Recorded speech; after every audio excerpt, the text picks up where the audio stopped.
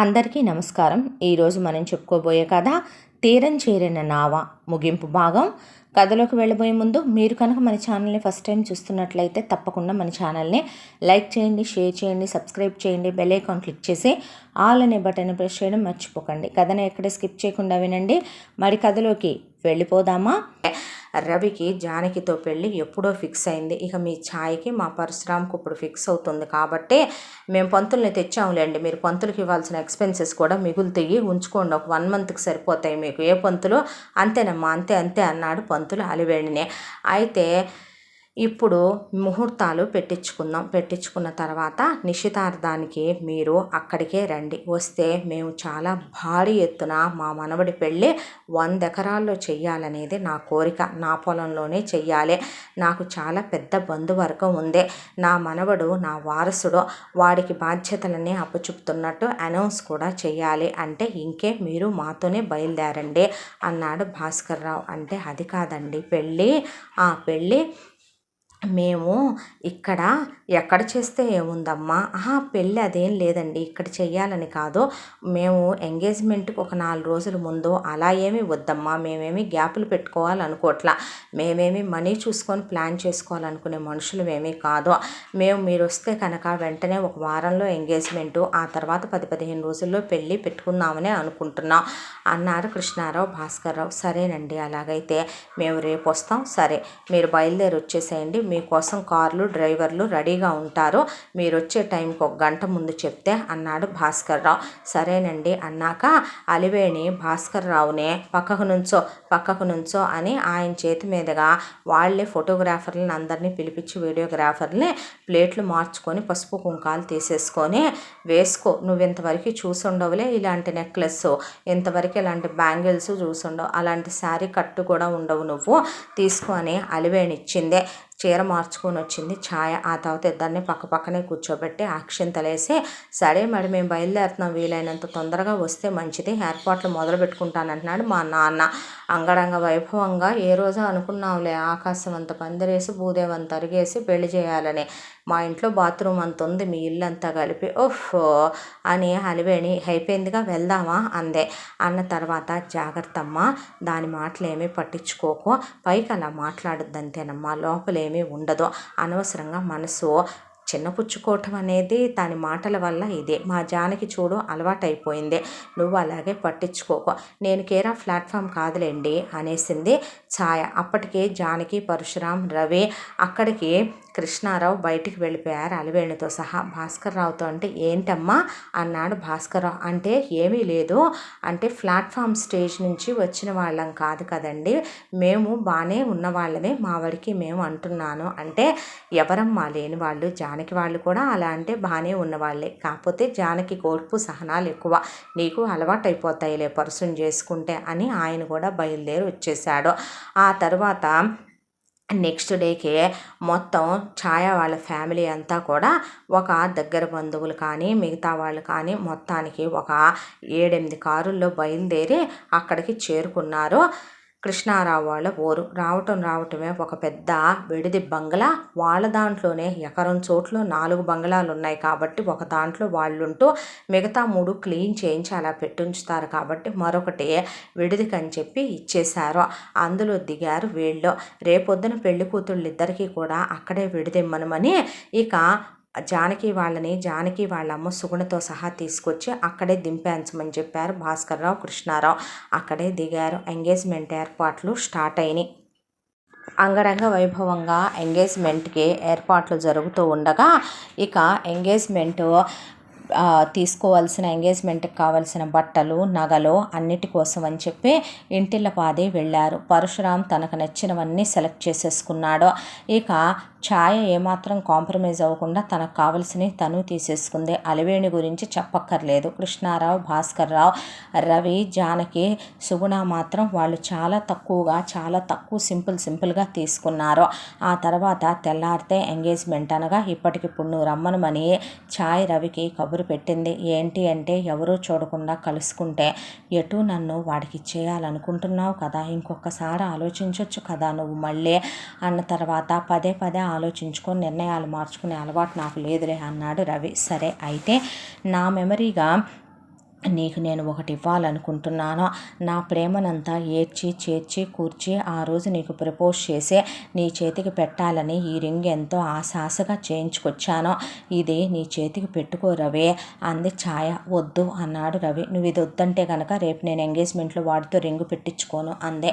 అంటే సరిపెట్టు అని రవి ఎడం చేయిచ్చాడు. ఎడం చేయి కాదు శుభం కుడి చెయ్యి ఇవ్వు అని కుడి చేయి లాక్కొని కరెక్ట్గా ఎంగేజ్మెంట్ రింగు పెట్టే వేలికి తను చేయించుకొచ్చిన రింగు పెట్టేసి ఇందులో లోపల మన ఇద్దరి పేర్లు ఉంటాయి. అలాగే హార్ట్ షేప్ ఎంగ్రేవింగ్ చేసి మన ఇద్దరం ఫస్ట్ టైం కలిసిన డేట్ కూడా వేసి ఉంటుంది. నువ్వెప్పటికీ ఇది తీయటానికి వీలు లేదు. తీసావో నువ్వు ప్రాణానికి ప్రాణంగా అంటుకుంటున్నా నీ పరశురాం మీద ఒట్టే అని చెప్పి అక్కడి నుంచి వెళ్ళిపోయింది ఛాయ. ఆ తర్వాత తెల్లారి ఎంగేజ్మెంట్ ఏర్పాట్లో ఎక్కడెక్కడ గెస్టులు అందరూ వచ్చారు. పెళ్ళి ఇక 10 రోజుల్లోనేనని పెళ్ళిళ్ళ పేరయ్య కన్ఫర్మ్ చేసేసి లగ్నపత్రిక రాసేసుకొని అమ్మాయిని అబ్బాయిని ఉంగరాలు మార్చుకోమన్నారు. పూజ అయిపోయింది. అయితే అక్కడ ఉంగరాలు మార్చే దగ్గర ఛాయ మళ్ళీ ఒకసారి వెనక్కి తిరిగి రవి వైపు 5-6 సార్లు చూసి కళ్ళతో సైగ చేస్తే రవి పెట్టించుకోమని కళ్ళతో సైగ చేశాడు.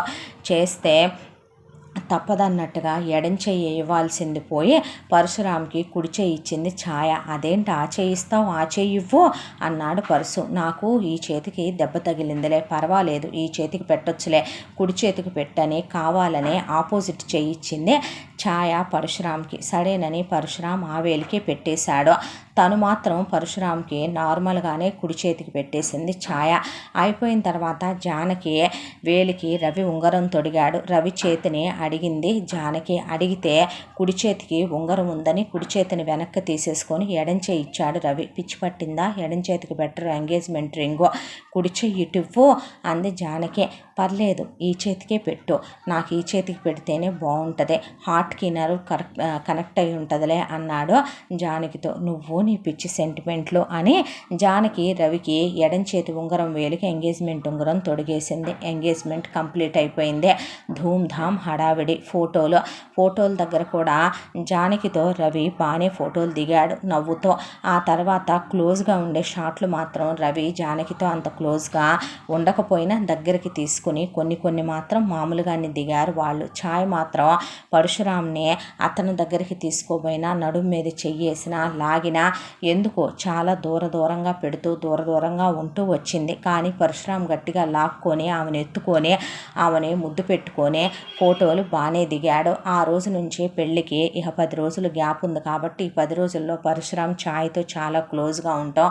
ఛాయ్ రూమ్లోకి వెళ్ళటం, డోర్లు వేయటం, ఆ తర్వాత ఛాయ్తో సరసాలు ఆడటం, ఛాయ్ని కావాలని తను తినే ఎంగిలి ముద్ద భోజనం తనకి పెట్టడం, తను తినేది తన ఎంగిలి స్పూన్ లాక్కొని తను తినటం, ఆ తర్వాత బుగ్గ మీద అందరి ముందే ముద్దు పెట్టుకోవటం, దగ్గరికి తీసుకోవటం, ఎత్తుకోవటం, హక్ చేసుకోవటం, ఇలాంటివన్నీ చేస్తుంటే రవి అక్కడి నుంచి వెళ్ళిపోయేవాడు.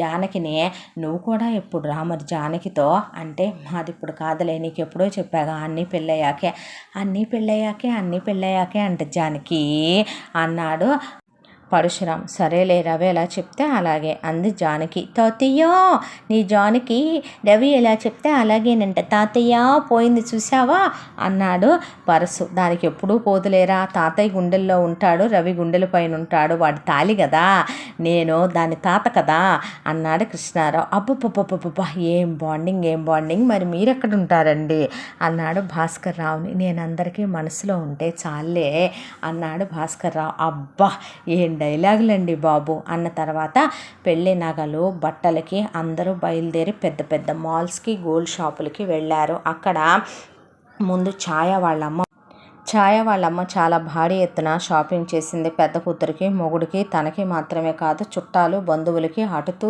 ఇటుతూ అబ్బో ఇక వాళ్ళవి వీళ్ళవి అని పెద్ద లిస్టులే రాసుకొచ్చి వాళ్ళందరికీ బట్టలు కొనేసింది. అయిపోయిన తర్వాత ఏ చీర బాగుంది అని పరశురాముని అడగకుండానే ఛాయ అద్దంలో రవి వైపు చూసే రవి తల తిప్పేసినా సరే రవికి ఇష్టమైన రంగే కొనుక్కుంది. జానకి రవిని ఏది బాగుందంటే నీ ఇష్టం, నీకు నచ్చింది తీసుకో అన్న తర్వాత ఏంటమ్మా తక్కువ రేట్లో తీస్తున్నావు, నీకు నచ్చినవి తీసుకో అన్నాడు కృష్ణారావు. వద్దు తాతయ్య అంది జానకి. ఆ మాటకి ఎందుకొద్దమ్మా అన్నాడు కృష్ణారావు. చూడండి తాతయ్య, ఛాయ్ తీసుకుంటోందంటే ఛాయ పరశురాంకి కాబోయే భార్య, మీ ఇంటికి కాబోయే కోళ్ళు, మీ స్థాయికి హోదాకి తగిన అమ్మాయి కాబట్టి తను తీసుకోవచ్చు, మేము మాకు తగినట్టే ఉండాలి అని తను 10,000లోనే చీర తీసుకుంది. ఛాయ్కి వద్దు లేదు కాదు అనే అలవాటు లేదు కాబట్టి భారీగానే సెలెక్ట్ చేసి తీసుకుంది. తనకు కావలసినవన్నీ. నగలకి వెళ్ళారు. అదేంటి నన్ను అడగకుండానే చీర సెలెక్ట్ చేసుకున్నావు అన్నాడు పరశురాం. ఆడవాళ్ళ చీరలు నగలు మెహందీలు కూడా నువ్వు సెలెక్ట్ చేస్తావని తెలియక అంది ఛాయ. పరశురాంకి ఏంటి నువ్వు పిచ్చా నీకు అన్న తర్వాత ఏంటో నువ్వు నీ తెక్కేశాలు అని అక్కడి నుంచి వెళ్ళిపోయాడు. నగల దగ్గర జానకి నగలు వద్దంటే వద్దందే. ఓవర్ యాక్టింగ్ చేయకుండా మూసుకొని తీసుకోవే, నీకేం కావాలో అవే. ఏయోటి ఉంటాయి కదా ఇక్కడ ఇంట్లో పని వాళ్ళు వేసుకునే ఉంటాయి కదా, లో క్లాస్ లో స్టేజ్ వాళ్ళు, అలాంటిదో సెట్ తీసి పడేయండి దీనికి అందే అలివేణే. వద్దంటే నాకు అందే జానకి. ఓహో, ఈ ఓవర్ యాక్టింగులు ఈ డ్రామాలు నేను తట్టుకోలేనమ్మా, ఈ మెలో డ్రామాలన్నీ నా వల్ల కాదు అనేసి తను డైమండ్ సెక్షన్ ఎక్కడా అని అలివేణి అటు వెళ్ళిపోయింది. అలివేణి వెనకాలే అలా ఛాయ అండ్ ఫ్యామిలీ వెళ్ళిపోయారు. వాళ్ళకి నచ్చినవి అన్నీ భారీ ఎత్తున వాళ్ళు షాపింగ్ చేస్తుంటే, చూడరా రవి, జానకి వద్దంటే వద్దంటుందని. కృష్ణారావు అంటే ఏమైందమ్మా అన్నాడు భాస్కర్రావు. తీసుకో జానకి అన్నాడు పరశురాం. వద్దు, అమ్మ నాకు చేయించినవి నా హారం, నా నెక్లెస్, నా గాజులు నాకున్నాయి. మా స్థాయి మా హోదాకి మాకు అవే ఎక్కువ, అవి మాకు చాలు తాతయ్య. వద్దు, 10,000 రూపాయలు పెట్టి చీర కొనుక్కున్నాను. ఆ చీర కూడా అమ్మ డబ్బులు కట్టేసింది బిల్లు. ఇందాక నేను మీ బిల్లులో కూడా వేయించలేదు అంది జానకి. చూసావట్రా ఎలా మాట్లాడుతోందో వేరు చేసి అన్నాడు కృష్ణారావు.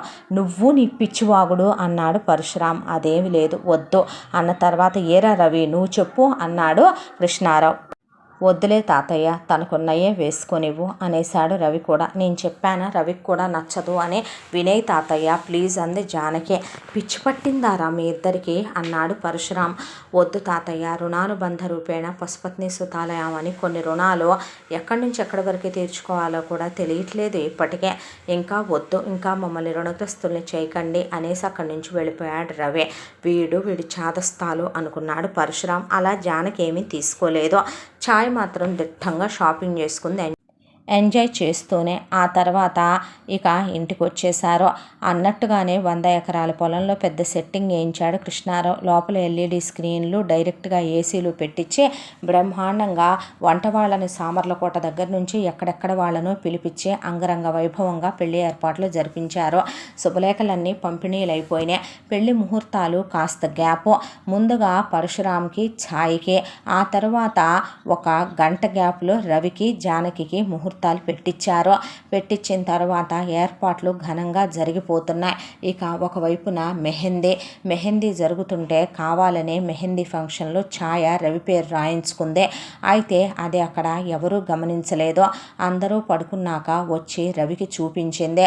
పిచ్చి పిచ్చి వేషాలు ఏంటివన్నీ అన్నాడు రవి. నువ్వంటే నాకెంత ప్రేమో నీకు ఎలా చెప్తే అర్థమవుద్దా అని చూస్తున్నాన్రా అనేసింది. నువ్వు ఇప్పుడు వేరే వాళ్ళకి భార్య కాబోతున్నావని మర్చిపోకు. నీకు అతనికి ఎంగేజ్మెంట్ అయిపోయింది అంటే సగం పెళ్ళి అయినట్టే. ఇలాంటి పిచ్చి వేషాలు వేయకు అన్నాడు రవి. ఆ తర్వాత అక్కడి నుంచి వెళ్ళిపోయాడు. ఆ తర్వాత వీళ్ళకి హల్దీ అయిపోయిన తర్వాత సంగీత్లో పరశురాం ఎంత ముట్టుకోవాలనుకున్నా, ఎంత దగ్గరికి రావాలనుకున్నా ఛాయ్ దూరంగా వెళుతూ పరశురాం నుంచి రవికి చాలా దగ్గరగా వెళ్ళింది. జానకితో మాత్రం రవి మామూలుగానే డ్యాన్స్ చేశాడు. కానీ ఎక్కడో ఏదో స్పార్క్ మిస్ అవుతోంది.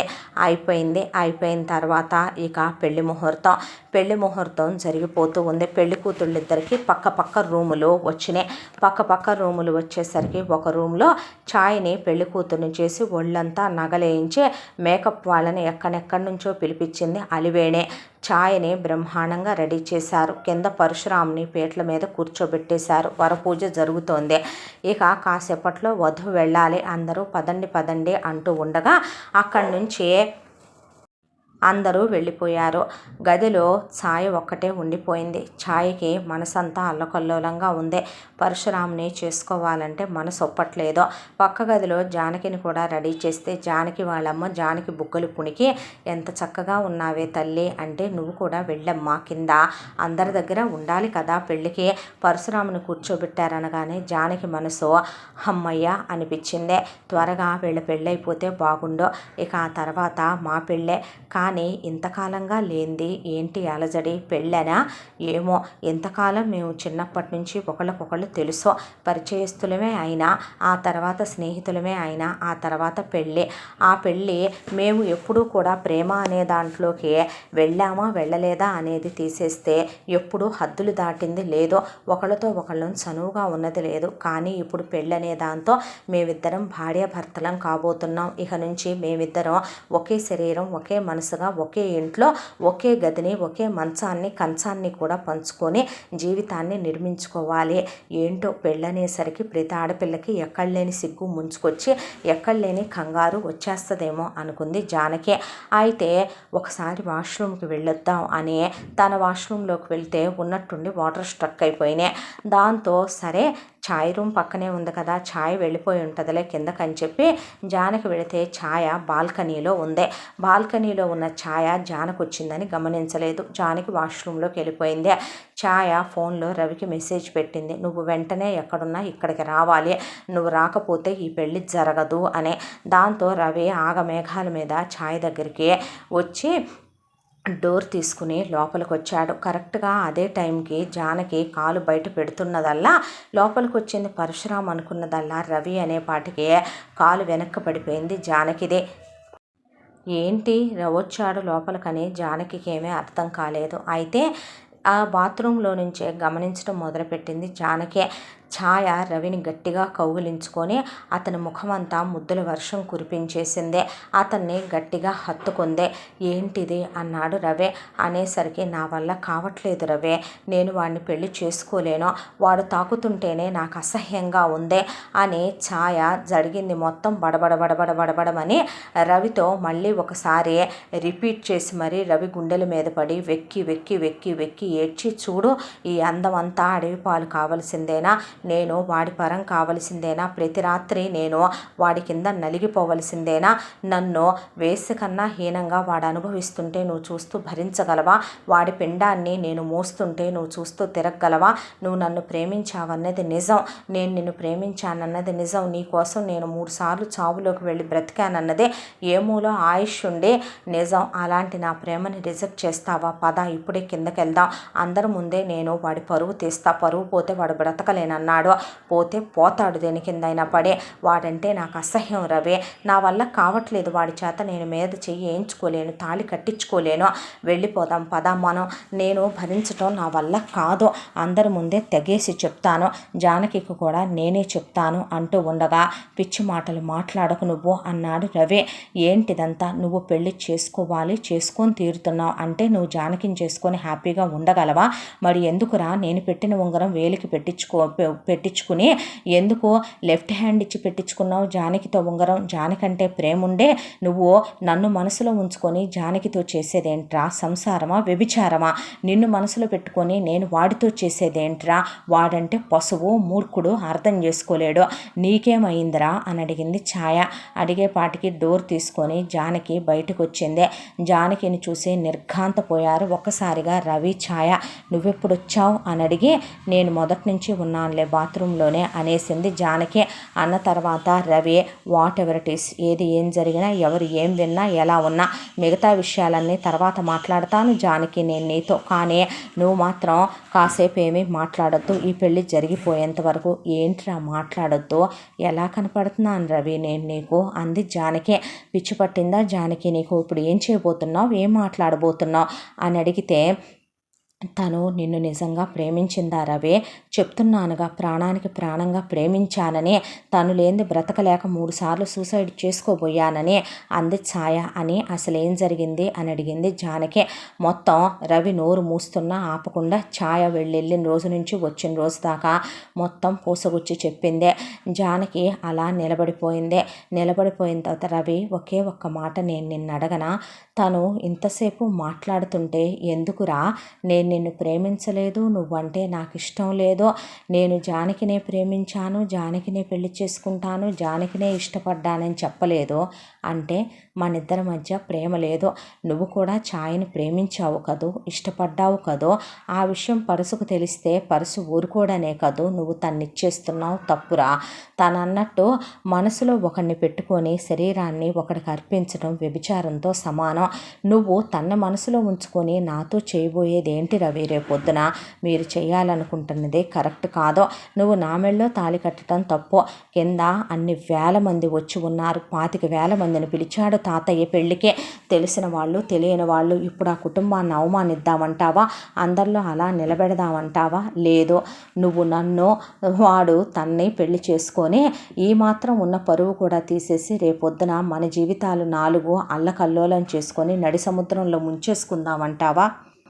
నీకు తెలీదు జానకి, వీటి వల్ల ఎన్ని కాంప్లికేషన్స్ వస్తాయో. పరుషు దీన్ని ఎలా తీసుకుంటాడో, డాడీ ఎలా తీసుకుంటారో, తాతయ్య ఎలా తీసుకుంటాడో నీకు తెలియదు. సరే, నువ్వు చెప్పిందే వింటా. నువ్వేది చెప్తే అదే ఫైనల్. సరే, తన్ని పరుసుకిచ్చే పెళ్లి చేద్దాం. నువ్వే నన్ను పెళ్లి చేసుకుందుగానే. ఓకే, మన ఇద్దరం పెళ్లి చేసుకున్నా హ్యాపీగా ఉంటావు. నువ్వు తను ఎదురుగా ఉన్నా తను మర్చిపోయి నాతో మామూలుగానే ఉంటావు. నువ్వు అసలు ఇదంతా కాదు. కానీ అంకుల్ మీద ప్రమాణం చెప్పు, భాస్కర్రావు అంకుల్ మీద ప్రమాణం చేసి చెప్పు, నువ్వు ఛాయని ప్రేమించావా లేదా అని అడిగింది జానకి. అడిగితే రవి తల దించేశాడు. ఇది చాలరా, నువ్వు చెప్పిన సమాధానంతో నా మనసు నిండిపోయిందే. నువ్వేంటనేది నాకు బాగా తెలుసు. నీకు అబద్ధాలు ఆడటం రాదులే, అంకుల్ మీద ప్రామిస్ చేసి అసలు రాదులే. ఇంకొక 10 నిమిషాల్లో పెళ్లి ముహూర్తం అమ్మా, అమ్మాయిని తీసుకురావాలి అని మాటలు వినిపించాయి జానకికి. అమ్మాయి వాష్రూమ్కి వెళ్ళింది. ఒక్క 10 నిమిషాలు తీసుకొస్తాము, మీరు వెళ్ళండి అంది జానకి.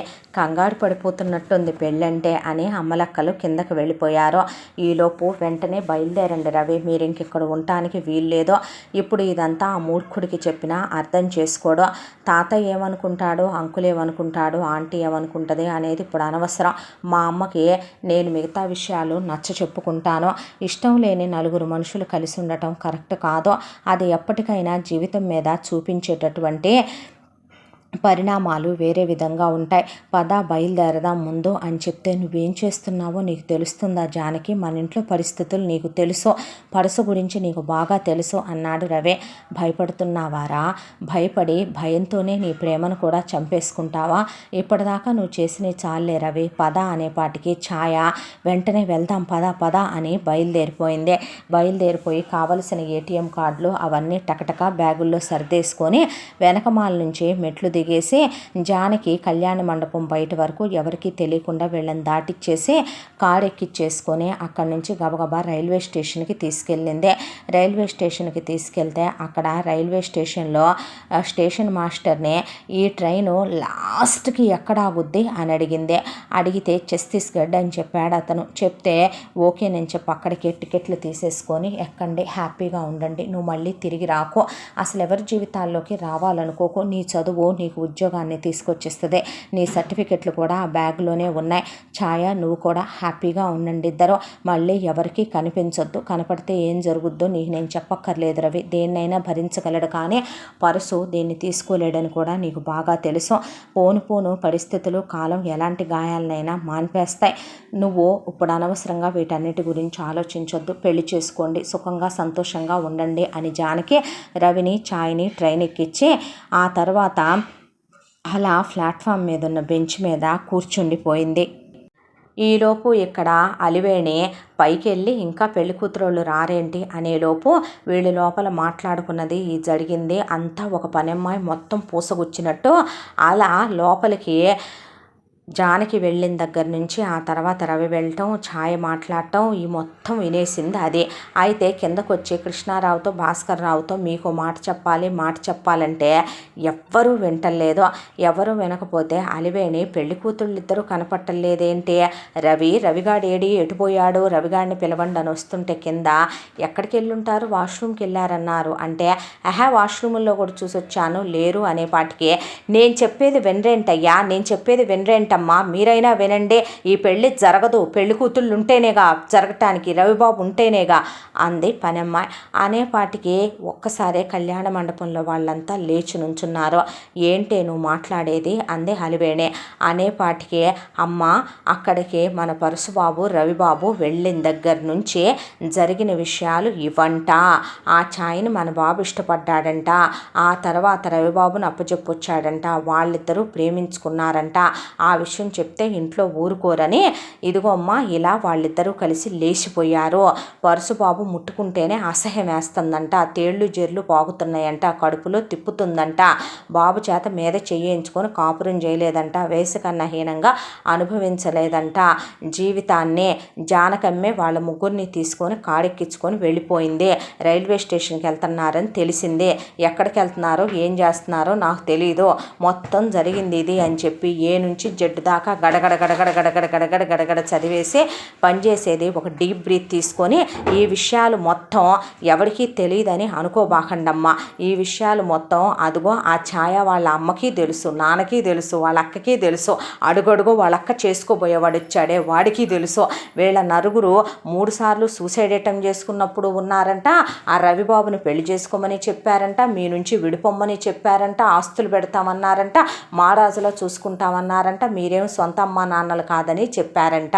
ఇదే మ్యాటరు, ఇంతటితో సమాప్తం అని అది కూర్చుండిపోయిన తర్వాత ఒక్కసారిగా పైనుంచి కిందకి దిగొచ్చిన పరశురాం ఇదంతా నిజమా అని అక్కడే ఉన్న ఛాయ వాళ్ళ అమ్మ నాన్నని అక్కనే అడిగితే నిజమేనన్నట్టు తలూపేపాటికి అక్కడే నిలబడి ఉన్న కృష్ణారావు భాస్కర్ రావు కూర్చుండిపోయిన తర్వాత వచ్చిన చుట్టాలందరి ముందు బంధువులందరి ముందు నవ్వుల పాలైపోయి హేళనైపోయి చులకనైపోయి చిన్నచూపు అయిపోయినట్టుగా ఎవడో తను బ్రతికుండగానే తన తలని నరికేసి తీసుకెళ్ళిపోతున్నట్టుగా అనిపించి చిన్నప్పటి నుంచి తన సర్వస్వం తన ప్రాణం అనుకొని తినే ముద్దలో సగం పెట్టి మంచంలో కంచంలో స్నేహంలో ప్రాణం ఇచ్చి గుండెల్లో పెట్టుకొని చూసుకున్నందుకు ఏదైనా భరించగలిగిన తను మోసాన్ని భరించలేకపోయాడు, ద్రోహాన్ని భరించలేకపోయాడు, వెన్నుపోటును భరించలేకపోయాడు. అసలు జానకి వీళ్ళిద్దరినీ పంపించడం ఏంటి, దానికి ఉన్న ఒళ్ళు పొగరెక్కిందా కొవ్వెక్కిందా, అది ఎలాంటి పనులు చేయటం ఏంటి, అబ్బపోయాళ్ళెమ్మనమని తీసుకొచ్చి ఇంటి దగ్గర పెడితే ఎక్కడికి పోతాయి నేలబారు వాటికి, నేలబారు బుద్ధులు, నేలబారు లక్షణాలు. అందుకే అడుక్కు తినే వాటిని తీసుకొచ్చి అందలాలు ఎక్కించకూడదనేది, అబ్బ పోయాడని దాన్ని, అమ్మ అబ్బా పోయాడని వాడిని తీసుకొచ్చి మన పిల్లాడితో సమానంగా చూసి ఫీజులు కట్టి చదివిచ్చి మెయింటెనెన్స్లు చూస్తే చివరికి ఇలాంటి పనులే చేస్తారు. అవ్వ నలుగురిలో ఎంత పరువు పోయింది, 25,000 మందిని పెళ్లికి పిలిచి పెళ్లి కూతురు పెళ్లి కొడుకుని అసహించుకొని చీకొట్టి ఇంట్లో ఉన్న కూలోడితో లేచిపోయిందని చెబితే ఎంత పరువు తక్కువ విషయం అది. చివరికి ఇన్ని సంవత్సరాలుగా చూశామే, అమ్మ అబ్బా అనిపించుకున్నామే, స్నేహితుడుగా కాదు ఒక సొంత తోడబుట్టిన వాడిగా చూసి సమానంగా చదివించామే, అలాంటిది అంత వెన్నుపోటు పొడిచి పెళ్లిపేటల మీద నుంచి ఇంట్లో ఉన్న మగపిల్లోడికి కావలసిన వారసుడికి కావలసిన భార్యని లేవ తీసుకొని వెళతాడా వాడు, ప్రేమ అనే మొత్తులో దించుతాడా వాడు. అమ్మో అమ్మో అమ్మో ఎంతకైనా చేస్తారు. అవునులే ఈ భాస్కర్ రావు ద్వారా వచ్చినోళ్ళు కదూ, వీడికి అయ్యేగా ఉన్న బుద్ధులు, వీడు పనోడుగా కూలోడుగా వచ్చేగా అందగత్తెనైన నా అందాన్ని దోచుకోవటానికి వీడు ఎంత ఎత్తేసి ఎన్ని క్షుద్ర పూజలు చేయించి నా మొగుడిని పోయేలా చేశాడో ఎవడికి తెలుసో అని అలివేణి తను వాగుతూ ఉండగానే ఏం జరుగుతుందో ఏంటో ఇదంతా అనవసరం. ఒక్కసారిగా అంతమందిలో గుసగుసలు బయలుదేరినే. అసలు వీడిని ఎందుకు వద్దనుకుందో, కొంపతీసి వీడిలో మగతనం లేదేమో, వీడు మగాడు కాదేమో, మరి వీడు ప్రేమిస్తే వాడితో లేచిపోవటం ఏంటి, వాడితో కాలు జారిందా, వీడు పర్ఫెక్ట్ కాదనుకుందా, మొత్తానికి భలే దెబ్బ కొట్టారులే. ఇలాగే ఉంటాయమ్మా పెద్ద పెద్దవాళ్ళల్లో వ్యవహారాలు. లంగాలో. ఏముందే చిచ్చి కడుపు చించుకుంటే కాళ్ళ మీద పడుద్దని ఉమ్మేసిన తుడుసుకుపోయే జన్మలో ఏముందని 10 మంది 10 రకాలుగా చెప్పుకుంటుంటే పరశురాముకి అసలు తల బద్దలు కొట్టేసినట్టు అయిపోయి నిజంగా పరశురాముడే అయిపోయాడు. బాసికం పీకి పడేశాడు, కళ్యాణం బొట్టు తుడిచి పడేశాడు. ఆ తర్వాత వెంటనే అక్కడి నుంచి కారు తీసుకున్నాడు. ఎక్కడికి వెళ్తున్నాడో ఏంటో కూడా ఆలోచించకుండా ఒక్కడే డ్రైవ్ చేసుకుంటూ బర్రమని అక్కడి నుంచి దూసుకొని రైల్వే స్టేషన్ వైపు వెళ్ళిపోయాడు. ముందు వెనకాలే కృష్ణారావు భాస్కర్రావు కూడా పరిగెత్తుకుంటూ వెళితే అదే కారులో సుగుణ అలివేణి కూడా ఎక్కేశారు. ఎక్కేపాటికి గబగబా వెళ్ళేపాటికి అప్పటికే ప్లాట్ఫామ్ మీద కూర్చొని ఉంది జానకిని చూసిన పరశురాం ఆవేశం కట్టలు తెంచుకుంది. ఆ కట్టలు తెంచుకున్న ఆవేశంలో జానకిని లాగి తీయటం బెంచ్ మీద నుంచి వెళ్ళి జానకి కింద పడింది.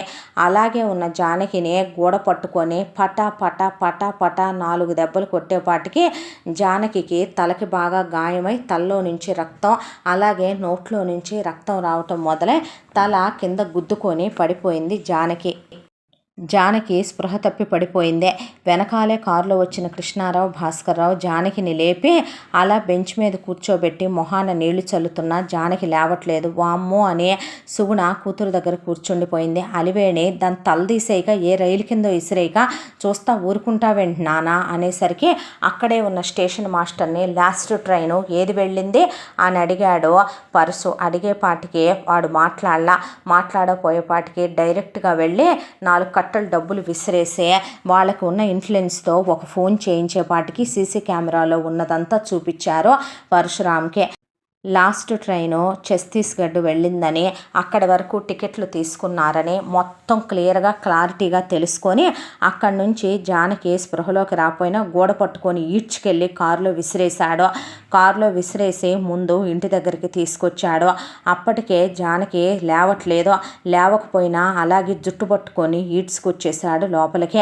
వెంటనే డాక్టర్కి ఫోన్ చేసి పిలిపించారు. డాక్టరు అమ్మాయి చాలా బలహీనంగా ఉందని, నిన్నటి నుంచి ఏమీ తిన్నట్టు లేదని, దానికి తోడు టెన్షన్తో స్పృహ తప్పి పడిపోయిందని, ఇంత గట్టిగా ఎందుకు కొట్టారని, ఆ కొట్టిన అదురుకి షాక్ అయిపోయిందని, అమ్మాయికి బాగా రెస్ట్ ఇవ్వాలని, పౌష్టికాహారం ఇవ్వాలని, కోలుకోవటానికి 1 వారం రోజులు పట్టుద్దని చెప్పేలోపు పరశురాం వెళ్ళి తనకు కావలసిన ఏటీఎం కార్డులు అవి తీసుకుని అదే పెళ్లి బట్టల మీదే మళ్ళీ తిరిగి జానకి రూమ్లోకి వచ్చాడు. అప్పుడే జానకి లేచి కాస్త సెలైన్ పెట్టుంటే అలా గ్లూకోజ్ తాగిస్తుంటే కూర్చునే బాటికి సెలైన్ పీక్ అవతల బారేసి జానకి జుట్టు పట్టుకొని లాక్కెళ్ళి కారులో విసిరేశాడు పరశురాం. ఆ తర్వాత తాతయ్య, నేను ఏదైనా భరించగలననే పరువు ప్రతిష్టలు మంట కలిసిపోయే స్నేహంలో ద్రోహాన్ని, వెన్నుపోటుని, మోసాన్ని, నా అనేవాళ్ళు చేసిన అవమానాన్ని మాత్రం తీసుకోలేనని నీకు బాగా తెలుసు. వాడు ఎక్కడ ఉన్నా నా చేతికి దొరకాలి, అది నా చేతికి దొరకాలి. వాళ్ళు నాకు దొరికిన తర్వాత నేనేం చేస్తాననేది సెకండరీ విషయం. అప్పటి వరకు ఇది కూడా మీ కంటికి కనపడదు. తిరిగి వచ్చుద్దో రాదో కూడా నాకైతే తెలియదు. ఏది ఏమైనా సరే వాడు కనిపించేంతవరకు, అది కనిపించేంతవరకు, నేను వాళ్ళకి చెప్పాలనుకున్న సమాధానాలు చెప్పేంతవరకు తిరిగి రానని పరశురాం అక్కడి నుంచి వెళ్ళిపోతే, అది కాదయ్యా అనేలోపే కారు మూవ్ అయిపోయింది.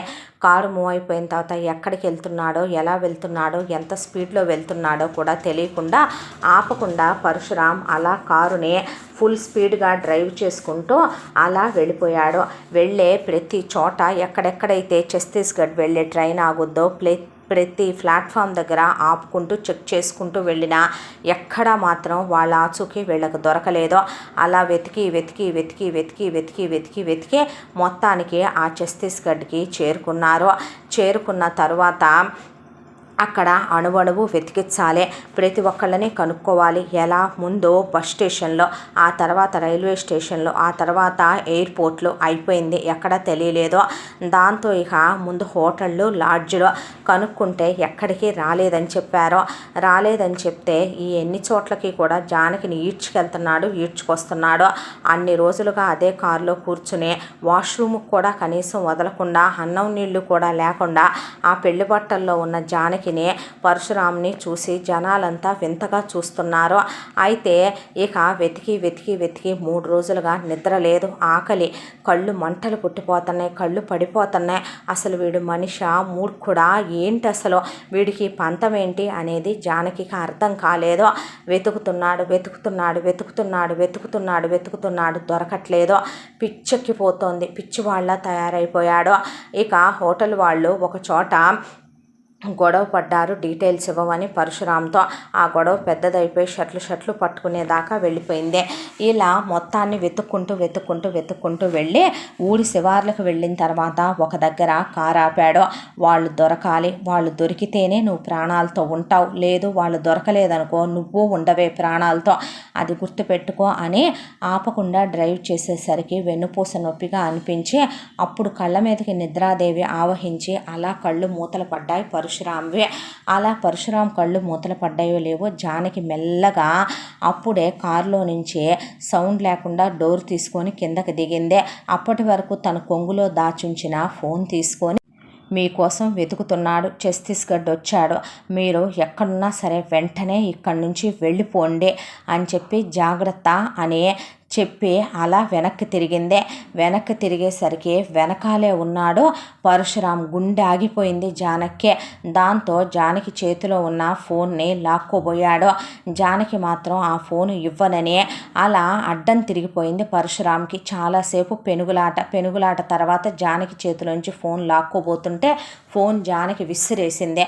ఆ పక్కనే ఉన్నటువంటి చెరువులో పడిపోయింది ఫోను. చెరువులో పడిపోయేపాటికి జానకిని పటా దవడ పగిలిపోయిందాకా మళ్ళీ 2వ రౌండ్ కొట్టాడు పరశురాం. కొట్టేసరికి జానకి కొట్టు, నీ ఇష్టం అంటే అసలు నువ్వు మనిషివా పశువ్వే, వాడిని నువ్వు ప్రేమించలేదా, వాడిని నువ్వు పెళ్లి చేసుకుందాం అనుకోలేదా, ఏ ఒళ్ళు పొగరెక్కిందా ఏంటి, పిచ్చి పిచ్చి వేషాలు వేస్తున్నావు, వాడు దొరక్కపోతే నేను వదిలేస్తాను అనుకుంటున్నావా ఏంటి నిన్ను అని చెప్పి ఈడ్చుకెళ్ళి కారులో పడేశాడు. పడేసిన తర్వాత ముందు ఇలా కాదనిపించి ముందు ఆగమేఘాల మీద తనకున్న ఇన్ఫ్లుయెన్స్ అంతా వాడాడు. ఇన్ఫ్లుయెన్స్ అంతా వాడితే కొన్ని గంటల్లోనే వాళ్ళు ఎక్కడికి బయలుదేరారో తెలిసిపోయిందే. ఎక్కడికి వెళ్ళారో తెలుసా, ఇప్పుడు నువ్వు కూడా వాళ్ళకి చెప్పలేవేమోలే అన్న తర్వాత జానకి అలా చూసింది. గుడ్లేసుకుని నా వైపు చూడకే, రాజస్థాన్ వెళుతున్నారంట వాడు, అదే ఎడారిలో నిన్ను కూడా తొక్కేసి వస్తాను, నేనేంటో తెలుస్తుంది నీకు అన్నాడు. అన్న తర్వాత ఒక హోటల్కి వెళ్ళి రూమ్ తీసుకున్న తర్వాత జనాలందరూ వింతగా చూస్తుంటే వెళ్ళి షాపింగ్ చేసుకుని తన కోసం బట్టలు తీసుకొని జానకి కూడా తీసుకోవాలి కాబట్టి అక్కడున్న సేల్స్ గర్ల్కి జానకి ఫోటో చూపించి బట్టలు తెచ్చి జానకి మొహం మీద విసిరేశాడు. మొహం మీద విసిరేసిన తర్వాత తను ఫ్రెష్ అయ్యి వచ్చాడు. షవర్ చేస్తున్నంతసేపు చిన్నప్పటి నుంచి కలిసి ఉన్నాయి, ప్రేమ అనే నాటకం ఆడిని, ఇదంతా గుర్తుకొచ్చి పెళ్లిదాకా తెచ్చిని అవమానించిని అవన్నీ గుర్తొచ్చి తల బద్దలైపోయేంత తలపోటు వచ్చింది పరశురాంకి. వచ్చిన తర్వాత తల తుడుచుకొని అలా అడ్డం పడ్డాడు. జానకి ఫ్రెష్ అవటానికి వెళ్ళి కళ్ళు తిరిగి పడిపోయిందే. బాత్ గౌన్ వేసుకొని వస్తూ స్పృహ తప్పిపోయిందే. ఎంతసేపటికి రాకపోతే నాటకాలు వేస్తున్నావా ఏంటని డోర్ ఓపెన్ చేసేపాటికి కింద పడిపోయిందే. జానకిని అప్లిఫ్ట్ చేసి తీసుకొచ్చి మంచం మీద విసిరేశాడు. అక్కడున్న హౌస్ కీపింగ్ వాళ్ళకు ఫోన్ చేసి బట్టలు వాళ్ళ మొహాన్ని విసిరేసి జానకి బట్టలు మార్చమని చెప్పాడు. ఆ తర్వాత తను బయటికి వెళ్ళాడు.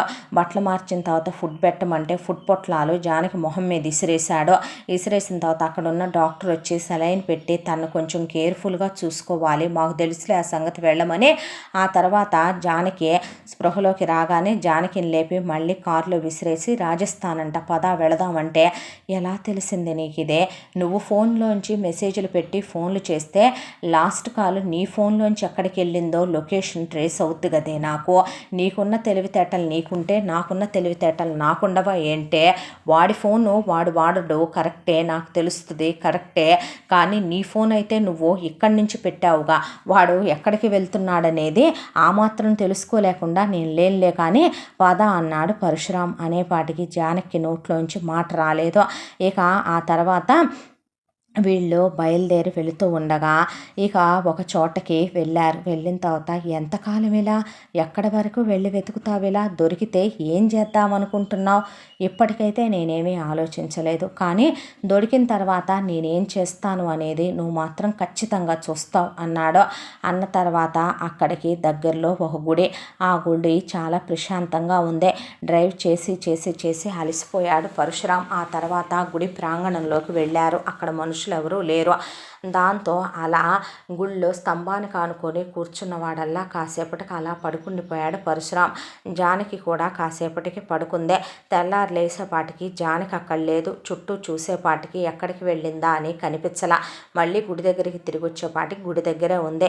ఇక్కడే ఉన్నాను, ఎందుకు అదంతా వెతుకుతున్నావు, నేనేం వెళ్ళిపోలేదులే అన్న తర్వాత, వెళ్తే నువ్వు ఉండవని చెప్తామని వచ్చానులే అన్నాడు పరశురాం. మాటలకేమొచ్చిందిలే కానీ నేను ఒకటి చెప్తాను, చేస్తావా అని అడిగింది జానకి. ఏంటి, ఇంకో 4 ఇమ్మంటావా అన్నాడు పరశురాం. అవి నేను అడిగినా అడగకపోయినా నువ్వు ఇస్తావులే కానీ చెప్పేది విను.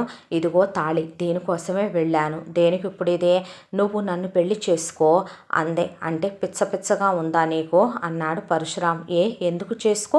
నువ్వు ప్రేమించిన ఛాయ్ని రవి తీసుకుని వెళ్ళాడు, రవి చేసుకుంటున్నాడు. అప్పుడు రవిని పెళ్లి చేసుకుందాం అనుకున్నాను నేను. నన్ను నువ్వు పెళ్లి చేసుకుంటే లెక్క సరిపోద్ది కదా. వాడిలాంటి చీప్ ఫెలోని కాదులే నేను.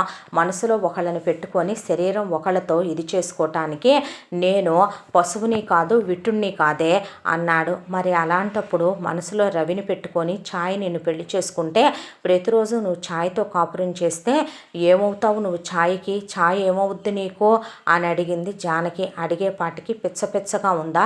చెప్పేది విను పరశును ముందు అంది జానకి.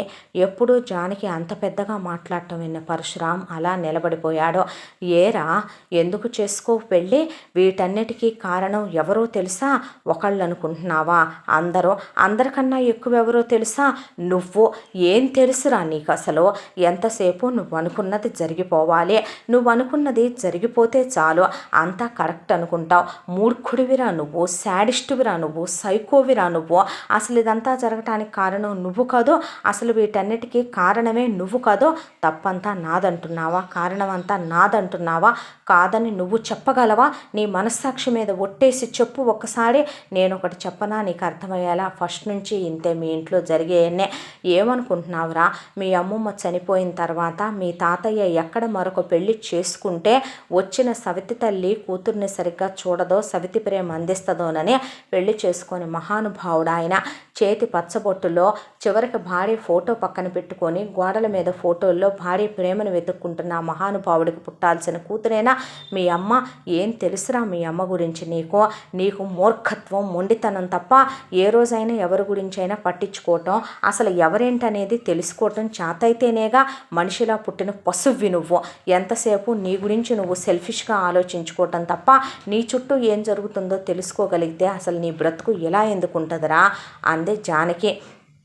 ఏంటి వాగుతున్నావు అన్నాడు పరశురాం. మీ అమ్మ మీ నాన్న ప్రేమించింది ఎందుకో తెలుసా? తన చెప్పు చేతల్లో ఉంటాడని, అణిగి మణిగి ఉంటాడని. మీ అమ్మని పెళ్లి చేసుకోగానే మీ అమ్మ అదృష్టమో మరొకటో కానీ మీ నాన్నతో పూర్తిగా ఆస్తుల లెక్కల దగ్గర తేడాలు వస్తాయని మీ నాయనమ్మ వాళ్ళు బంధాలు తెంచేసుకొని మోహన్ రావుని ఎల్లడికి వాళ్ళని చేసేసి కృష్ణారావు గారికి అప్పచెప్పి వాళ్ళు వెళ్ళిపోయారు. ఆయన ఎక్స్పెక్టేషన్స్కి తగిన అల్లుడు మీ నాన్న కాదు, అసమర్థుడు, చాతగాని వెధవ. అయినా సరే అలాంటి వాడిని కూడా, రాయిని కూడా రత్నాన్ని చేయగలిగిన తెలివితేటలు తాతయ్య దగ్గర ఉన్నాయి. అలాగైనా బాగు చేద్దామనుకుంటే మీ అమ్మ ఒక కామ పిశాచి. 24 గంటలు మగాడు పొద్దున్నుంచి సాయంత్రం దాకా మీ అమ్మకి పొందుని అందిస్తూ 24 గంటలు 4 గోడల మధ్య పడగదిలో ఉండాలి. ఒక కన్న తండ్రికి అంతకన్నా శిక్ష ఉంటుందా? ఆయన వయసులో ఉండి భార్యను పోగొట్టుకొని ఆయన మనసుకి శిక్ష వేసుకొని ఆయనే దహించి వేసుకుంటూ కూతురు కోసం అలా ఉన్నప్పుడు ఏ కూతురు కోసం అయితే ఆయన అంత చేశాడో ఆయనకు ఆ ఇంట్లో విలువ లేదు, గౌరవం లేదు. మీ నాన్న తాతయ్య తిట్టే తిట్లకే తర్వాత కాస్త ఆఫీస్కి రావటం, అలా పద్ధతిగా ఉండటం నేర్చుకుంటున్న తరుణంలో మీ అమ్మ నేను కావాలా ఆఫీస్ కావాలో తేల్చుకోమందే. నువ్వు వెళ్ళకపోయినా అక్కడ పనులు జరుగుతాయి, నీకు బదులు నన్నెవడొచ్చి సుఖపెడతాడు, గంటకు ఒకడిని పిలిపించుకోమంటావా అని అడిగింది. ఆ మాటకి మీ నాన్న ఆఫీస్కి వెళ్ళటం మానేశాడు. ఏ ఆడదైనా మగాడిని బాగుపడమని కాయ కష్టం చేసి కట్టెలు కొట్టో, లేదంటే కనుక 4 వీధుల్లో అడుక్కొనైనా పెళ్ళాన్ని పోషించాల్సిన బాధ్యత నీది అని చెప్తేనే ఆ మగాడు ప్రయోజకుడవటం అంతంత మాత్రం విషయం. అలాంటిది మీ అమ్మే వద్దంటే మీ నాన్న అసలే సోమరిపోతు సన్నాసి ఇంకెలా తయారవుతాడో, ఎందుకు పనికి రాకుండా తయారయ్యాడో. బిజినెస్లో కాంపిటీటర్స్ పెరిగిపోయారు, ఏం చేయాలో తెలియదు. ఆ టైంలో భాస్కర్ రావు అంకుల్ని తీసుకొచ్చి భాస్కర్ రావు అంకుల్ని ఆయన స్నేహితుడు కొడుకు కాబట్టి కాళ్ళు గడ్డాలు పట్టుకొని ఫ్యాక్టరీలో పెట్టాడు. ఆయన వచ్చిన తర్వాత మీ నాన్న అసలు పట్టించుకున్నది లేదు. మీ అమ్మని మేడం మేడం అంటూ ఆయన హద్దుల్లో ఆయన ఉన్నాడే తప్ప ఎప్పుడు మీ అమ్మ మీద మోహం వ్యామోహం పడలేదు. ఎందుకో తెలుసా, ఆయనకి పెళ్ళయ్యింది కాబట్టి, భార్య సుమతి ఉంది కాబట్టి అనేసింది జానకి.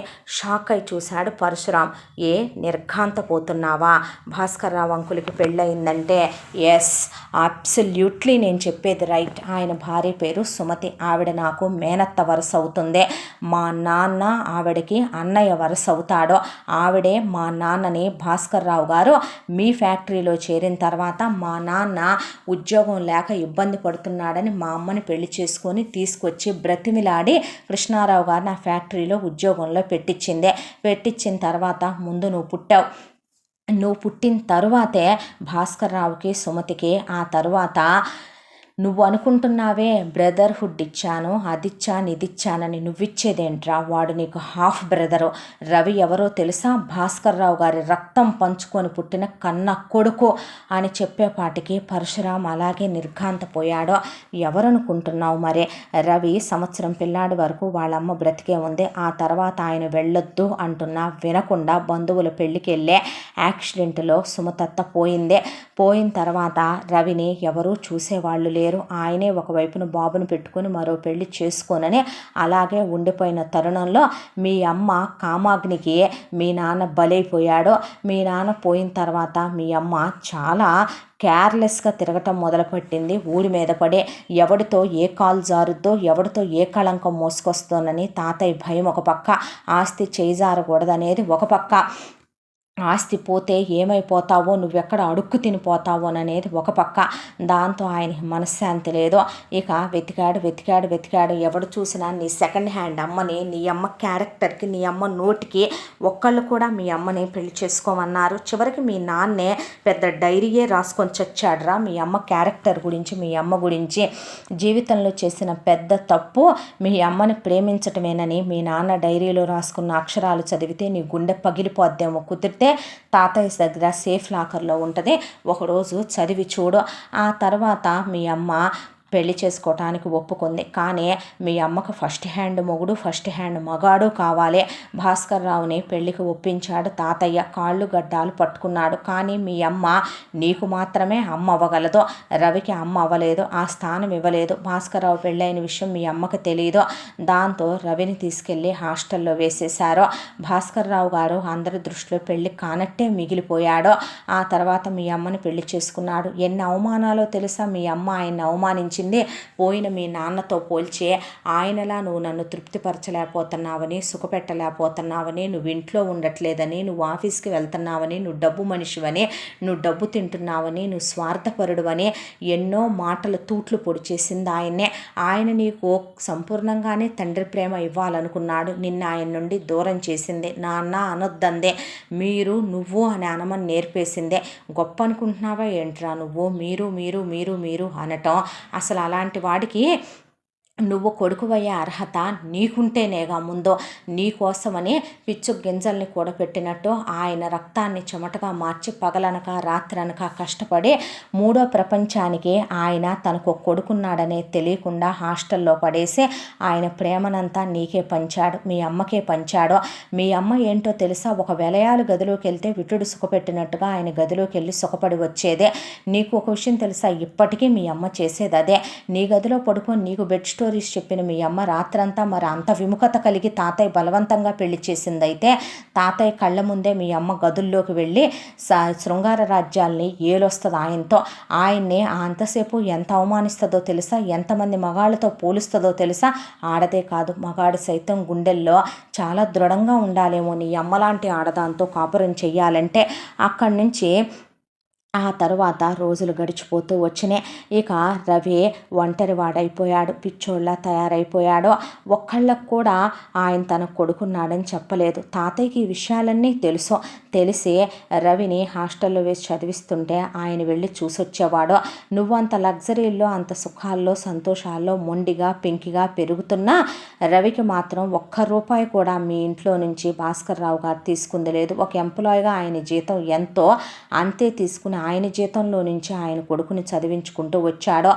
10th క్లాస్లో ఉన్నప్పుడు నువ్వు రవి హాస్టల్ నుంచి ఫోన్ వచ్చిందే, రవి ఎవరితో మాట్లాడలేదని, సైకలాజికల్గా బాగా దెబ్బతినిపోయాడని డాక్టర్కి చూపించామని, సైకియాట్రిస్ట్ థెరపీలు ట్రీట్మెంటు అవసరమని, తను ఒంటరి వాడిని, ఎందుకు ఈ ఒంటరి బ్రతుకు, అమ్మ వద్దనుకొని పోయింది, నాన్న అక్కర్లేదనుకొని తాను చూసుకున్నాడు, ఇంకా ఎందుకు బ్రతకాలి అనుకుంటున్నాడని, మనుషుల్లో ఉండాలంటున్నారని చెప్పేసరికి ఏం మాట్లాడాలో అర్థం కాకపోతే తాతయ్య ఈ నాటకం అంతా రచించాడు. తీసుకురమ్మన్నాడు. ఆయన్ని నాన్నని చెప్పొద్దన్నాడు.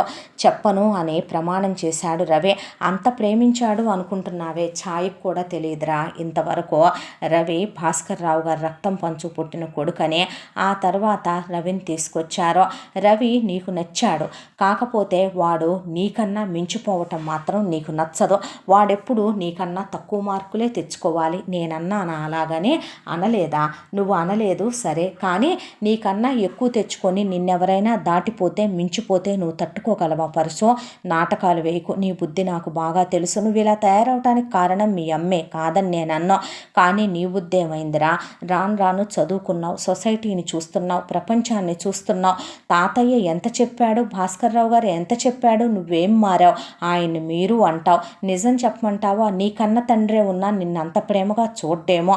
ఆయన్నే తాతయ్య అంటావు. ఏ రోజైనా నీకోసం ఆ ముసలి ప్రాణం ఎంత తాపత్రయపడుతుందో అర్థం చేసుకున్నావా నువ్వు? ఆ తర్వాత రవి నీ జీవితంలోకి వచ్చాడు. నీకన్నా వాడన్నిట్లో తగ్గే ఉండాలి. నువ్వు చెప్పింది వినాలి. నువ్వే శాసనం చేస్తే అది భరించాలి, వినాలి. వాడికంటూ ఒక ఇష్టం ఉందా అని ఏ రోజైనా ఆలోచించావా? వాడికి ఏం కావాలి, ఏం నచ్చుద్ది అనేది ఎప్పుడైనా ఆలోచించావా? బట్టల షాపు తీసుకెళ్తావు, నీకు బాగుంటాయంట వాడి మొహాన్ని పడేస్తావు, షూస్ బాగుంటాయంట వాడికి పడేస్తావు, గ్లాసెస్ బాగుంటాయంట వాడికి ఇస్తావు.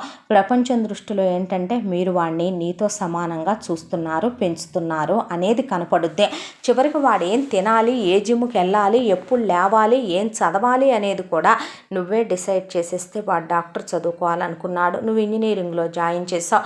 నీ ఇష్టాల కోసం వాడు చంపుకుంటూ నిన్ను గెలిపిస్తూ వాడు ఓడిపోతూ నిన్ను వాడి భుజాల మీద మోస్తూ తన కన్న తండ్రి కోసం నిన్ను తోడబుట్టిన వాడివే అనుకొని వాడు ఎంత త్యాగం చేసుకున్నాడో నీకేం తెలుసురా? నువ్వు ఇప్పుడు త్యాగాలనేటటువంటి పల్లకి మీద ఊరేగుతున్నావు. ఇంకా ఎంతకాలం అంటావు ఇలాగా? ఆ తర్వాత మా నాన్న పోయాడు. మా నాన్న పోయిన తర్వాత మీ అమ్మకి మేము నచ్చల, కానీ మీ అమ్మకి నేను అంతరంగిక పరిచారికగా కావాలి. నగలు సెట్ చేయటానికి, చీరలు కట్టడానికి ఎంతమంది పనివాళ్ళున్నా చాలరు మీ అమ్మకే. మాకేదో ఊరికినే మీరు సహాయం చేస్తున్నారన్నట్టు తాతయ్య ప్రాణాలు కాపాడి మా నాన్న ప్రాణదానం చేసినా సరే నేను పనిగత్తెగానే మీ ఇంట్లో పనిచేయాలి. నీ మీద నాకు ఏ రోజు ఇష్టం లేదు, వ్యామోహం లేదు. ఎందుకో తెలుసా? నిజానికి నీకు నాకు మైండ్ అసలు సెట్ అవ్వదు. నువ్వు నాకు నచ్చవు. ఎప్పుడూ కూడా నువ్వు అంతఃపురంలో ఉండే యువరాజువి, మీ అమ్మ అన్నట్టు ప్రిన్స్వే. మేము నేల మీద ఉండేవాళ్ళం. మా స్థాయికి తగ్గ కోరికలు, ఆశలే మాకుండాలి. చిన్నప్పటి నుంచి రవి అంటే ఒక ఇష్టం. ఆ తర్వాత ఆ ఇష్టాన్ని ఎవరికీ నేను చెప్పింది లేదు. ఎందుకు నన్ను అలా మా అమ్మ పెంచలేదు. ఆ తర్వాత తాతయ్య వాళ్ళు అడిగారు. అప్పటికి నేను ఎవరిని ప్రేమించలేదు. రవి కూడా ఎవరిని ఇష్టపడకపోవడంతో ఓకే అనుకున్నాం. ఆ తర్వాత పెళ్ళి ఓకే అయిపోయింది. ఓకే అయిపోయిన తర్వాత నువ్వు నిజంగా బుద్ధున్న వాడివైతే, జ్ఞానం ఉన్నవాడివైతే నువ్వు చేయాల్సిందేంట్రా? వాడికి నాకు పెళ్ళి సెట్ అయిందని తెలిసిన తర్వాత ఇంజనీరింగ్కి ఎటు వాడిని నా నుంచి దూరం చేసి తీసుకెళ్ళావు. పీజీ నేను ఇక్కడ చదువుతున్నప్పుడు వాడు నాతో పాటు నా కాబోయేవాడు నా కాలేజీలో చదవాలి, కానీ నువ్వు పీజీకి ఎందుకు వేరే తీసుకెళ్ళావు. పీజీ అయిపోయింది, తిరిగి వచ్చాడు. వచ్చిన తర్వాత తాతయ్య మా పెళ్లి చేస్తానన్నాడు. సరే నువ్వు వయసులో పెద్దోడివి, నీతో పాటు చేద్దామని ఆపారు.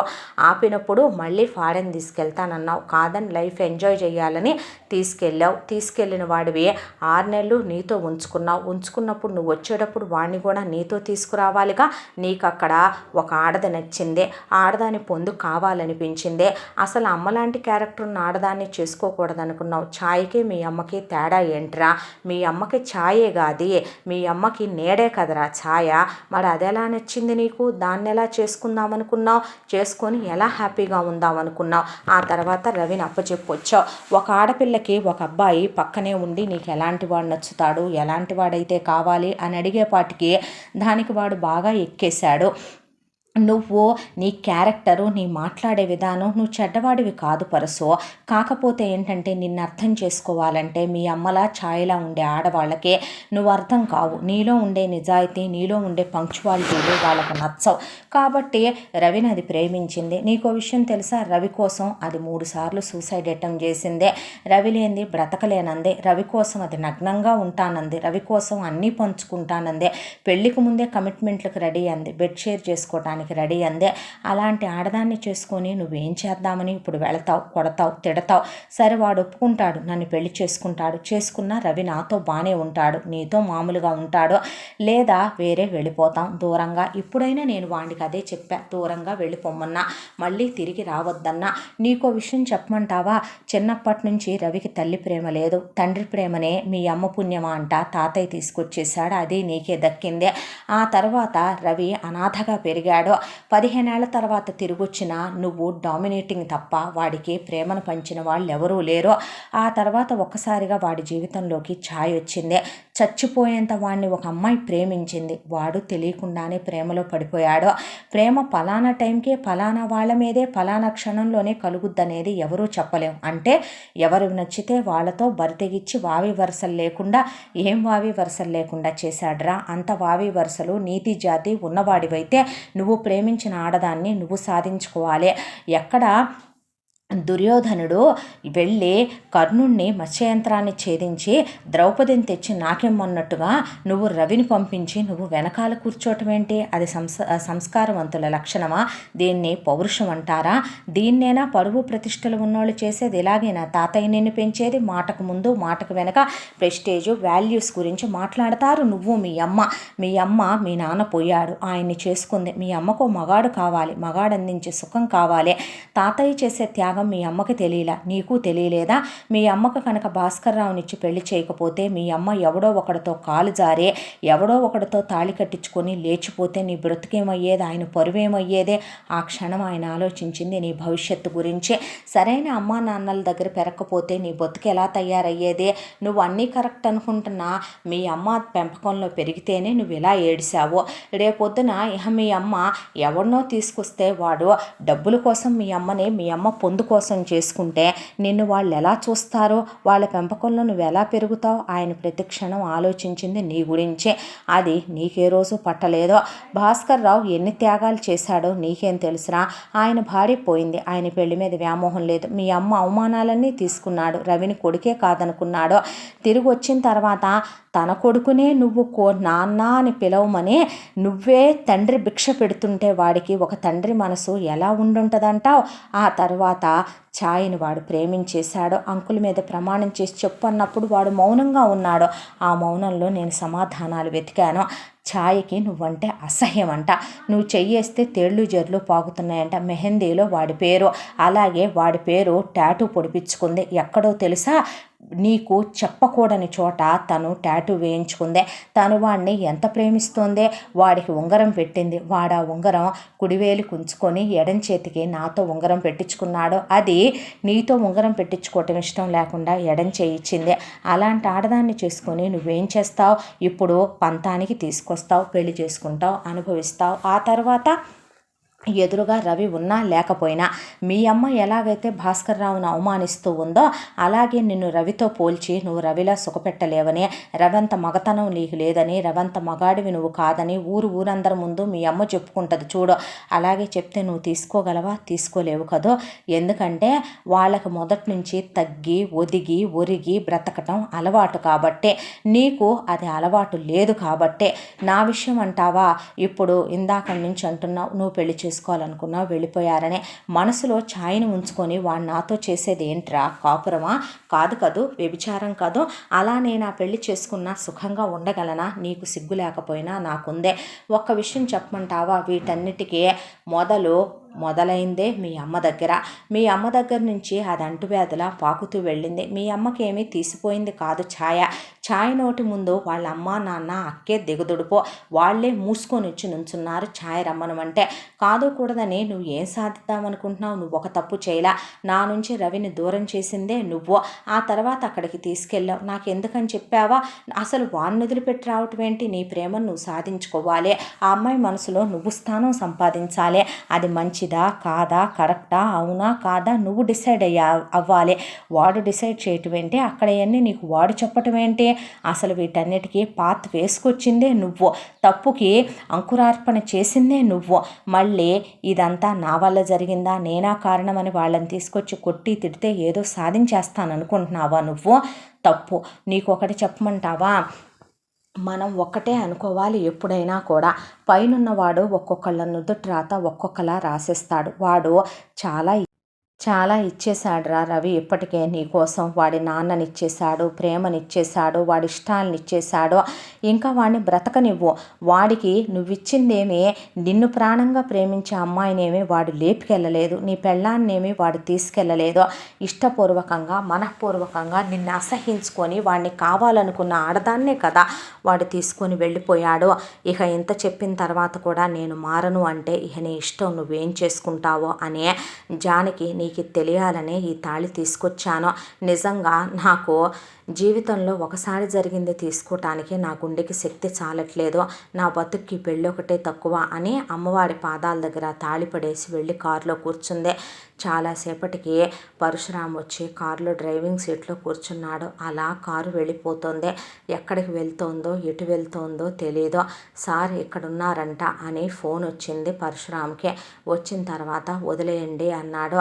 కారు అలా వెళ్ళిపోతుంటే ఎక్కడికి అంది జానకి. రాజస్థాన్ కాదులే అన్నాడు. మరెక్కడికి ఏమో తెలియదు. ప్రస్తుతానికి ఎటు వెళ్తున్నానో ఏం వెళ్తున్నానో కానీ ఒక చోట మాత్రం ఉండాలనిపించట్లేదు అని అలా డ్రైవ్ చేసుకుంటూ స్లోగా వెళుతోంది కారు. ఆ స్పీడ్ పోయింది. ఆ తర్వాత ఉన్నట్టుండి ఒక దగ్గర పరశురామ్ కారు ఆపాడు.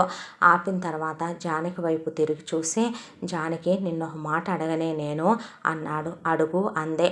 అంటే పైకి కనపడవంటే ఎన్ని మాటలు వచ్చే నీకు, కడుపులో నీ గుండెల్లో ఎన్ని రహస్యాలు దాచేసావే, ఎంతెంత పెద్ద పెద్ద విషయాలు నీకు తెలిసి కూడా మాటకు ముందు మాటకు వెనక తాతయ్య అంటూ ఎంత బాగా ఇది చేసావే. సరే, నేనంటే నిజమే మూర్ఖుణ్ణి, వేస్ట్ ఫెలోనే. నేను నిజంగానే వాడిని అర్థం చేసుకోలేకపోయా. మా అమ్మని తెలుసుకోలా, తాతని తెలుసుకోలా, నాన్నని తెలుసుకోలా. కరెక్టే, నేను నిజంగానే దాన్ని రాంగ్ చూస్ చేసుకున్నాను. నేనంటే ఇష్టం లేని ఆడదాన్నే నేను చేసుకున్నా. నేను సుఖంగా సంతోషంగా ఉండనన్నావు. ఓకే, అది రవిని ప్రేమించింది. ఆ తర్వాత అది నటించింది, నగలు కొంది, మెహందీలు హల్దీలు సంగీతుల్లో డ్రామాలు వేసింది, అయిపోయింది. నువ్వు వాడిని పంపించావు. ఓకే, ఇదంతా జరిగిపోయింది. కానీ నువ్వు వాడిని ప్రేమించావు కదే, మరి వాడిని నువ్వు ప్రేమించి ఎలా దాంతో పంపించగలిగావు? నేనేమి తన్ని ప్రేమించలేదే, మాదేమీ ప్రేమ కాదే, పెద్దలు నిశ్చయించిన పెళ్ళే. ఎందుకు జానకి నాకు అబద్ధాలు చెప్తున్నావు అని జానకి కళ్ళల్లోకి సూటిగా చూశాడు పరశురామ్. ఏం అబద్ధాలు చెప్పాను నేను నీకు అంది జానకి. అబద్ధమే చెప్తున్నావే. నువ్వు బాత్రూంలో కళ్ళు తిరిగి పడిపోయినప్పుడు, నిన్ను బాత్ గౌన్ మీద లేపుకొచ్చి మంచం మీద పడుకోబెట్టినప్పుడు నువ్వు నీ చెస్ట్ మీద పైన వాడి పేరు హార్ట్ షేప్లో వేయించుకున్నావు, నేను చూశాను. ఇష్టం లేకుండానే ఒక అమ్మాయి తన గుండెల మీద పర్సనల్ ప్లేస్లో ఒక అబ్బాయి పేరు వేయించుకుంటుందా జానకి అని అడిగాడు. అడిగేసరికి జానకిలో అప్పటి వరకు ఎక్కడ దాక్కున్నాయో కన్నీళ్ళు కట్టలు తెంచుకొని వెక్కి వెక్కి పేగులు తెగిపోయిందాకా ఏడ్చిందే. ఏడ్చి పరశురాం గుండెల మీద పడిపోయింది, ఒళ్ళో పడిపోయిందే. పడిపోయి 10 నిమిషాలు డిస్టర్బ్ చేయకూడదనుకున్నాడు. పావు గంట, అరగంట, గంట, 2 గంటలు, 3 గంటలు ఏడుస్తూనే వెక్కిళ్ళు పెట్టి ఇప్పుడు ప్రేమించటం ఏంట్రా, చిన్నప్పటి నుంచే వాడంటే నాకు చాలా ఇష్టం, చిన్నప్పుడంతా వాడు నాకు దూరం అయిపోయి హాస్టల్కి వెళ్ళిపోయాడనే బాధ. తర్వాత తిరిగొచ్చిన తర్వాత వాడంటే నాకు చాలా ఇష్టం, వాడిని చూడాలనే మీ ఇంటికి వచ్చేదాన్నే, మీరు స్కూల్ నుంచి బయటకు వచ్చిందాక వెయిట్ చేసేదాన్నే, కాలేజీ నుంచి బయటకు వచ్చిందాక వెయిట్ చేసేదాన్నే. ఆ తర్వాత మా నాన్న పోయాడు, మీ ఇంటికి మీ అమ్మ పరిచారికగా పనిచేయమన్నా వాడిని చూసుకోవాలనే వచ్చేదాన్నే. తాతయ్య వెనకాల దాక్కొని, అంకుల్ వెనకాల దాక్కొని మొదటి నుంచి నువ్వంటే నాకు చాలా భయం, ఎందుకో నువ్వు అంత చనువుగా మీదకొస్తే అలా నేను చనువుగా ఎవరిని తీసుకునేటట్టు నన్ను మా అమ్మ పెంచలేదు. దొంగచాటుగా వాడిని చూసుకొని మురిసిపోయేదాన్నే.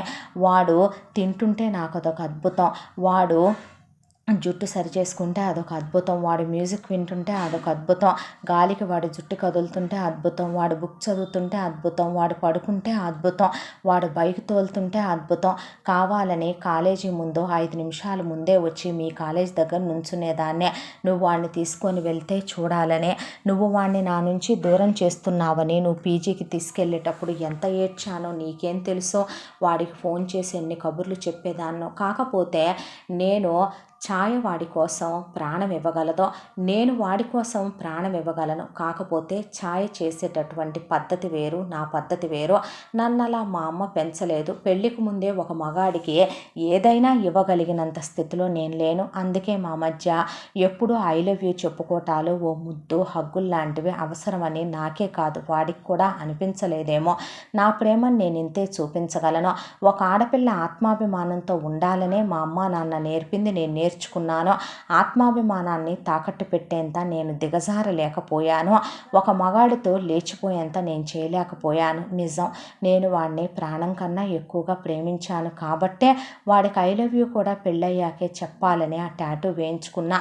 నువ్వు వాడిని నా నుంచి పీజీకి దూరం తీసుకెళ్ళిపోయావు, ఆ తర్వాత తిరిగి వచ్చి ఇంటర్న్స్ అని, ఆ తర్వాత జాబ్ అని తీసుకెళ్ళిపోయావు, ఆ తర్వాత నువ్వొచ్చి వాడిని అక్కడే ఉంచేసావు. అయినా వాడక్కడున్నా వాడి మీద నాకు నమ్మకమే కదా ప్రేమ. తిరిగి వస్తాడులే అని. వచ్చిన తర్వాత కూడా వాడు ఎప్పుడైతే కుడి చేతికి తను పెట్టిన ఉంగరం ఉంచుకొని నాకు ఎడం చేయి ఉంచాడో అప్పుడే నా స్థానం ఎడవైపోతుందని నాకు తెలుసుకోలేకపోవటం నా తప్పు. ఆ తర్వాత వాళ్ళిద్దరి మాటలు నేను విన్నాను. అంకుల్ మీద ప్రమాణం చేసి చెప్పమన్నప్పుడు వాళ్ళు ఒక మౌనం. అంటే వాడి మనసులో నేను లేనురా, వాడికి ప్రేమని నేను ఇవ్వలేకపోయాను. నా ప్రేమలో ఏదో లోపం ఉన్నట్టే కదా పరసు. మనం ఒకళ్ళని ఇష్టపడతాం, కానీ వాళ్ళు మనని అంతే ఇష్టపడలేదంటే దానికి కారణం ఏంటి? వాళ్ళు ఇష్టపడేంతగా మనం వాళ్ళకి ఏదో ఇవ్వలేకపోయామనే కదో.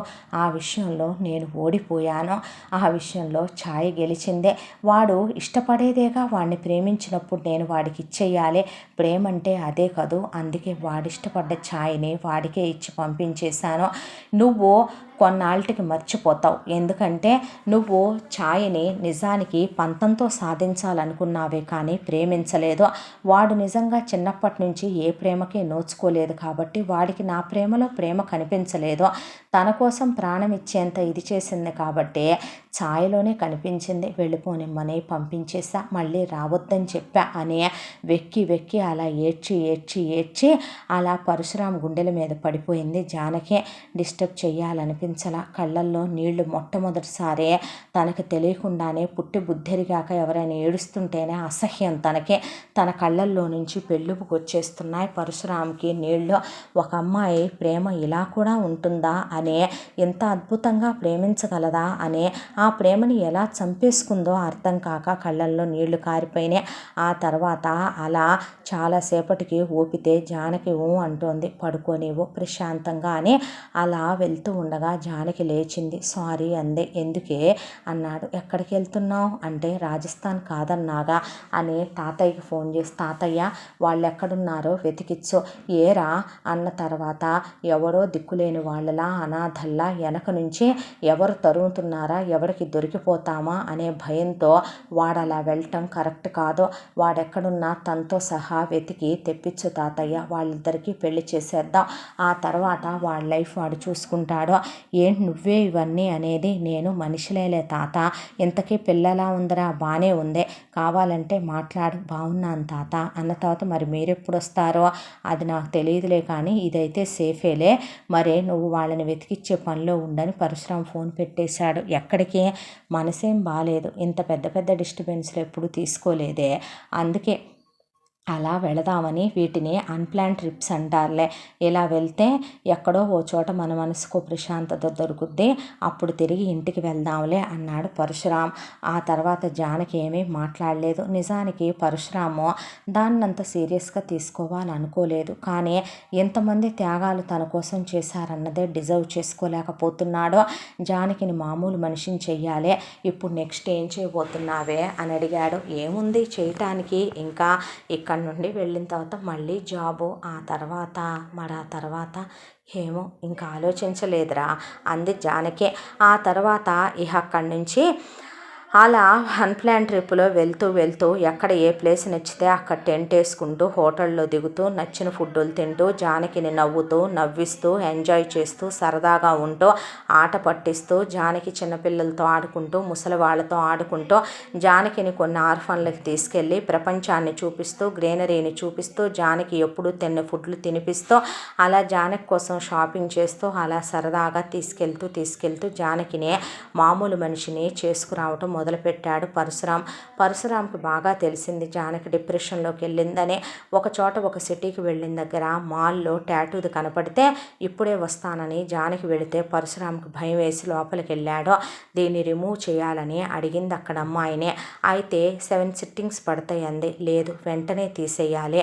నొప్పి వస్తుంది మేడం అంటే, పర్లేదు నేను తట్టుకోగలను. నొప్పి అంటున్నారుగా, ఇప్పుడు నాకు ఏ నొప్పి పుట్టదని నీకు తెలుసులే పరశు అంటే మాట్లాడలేకపోయాడు.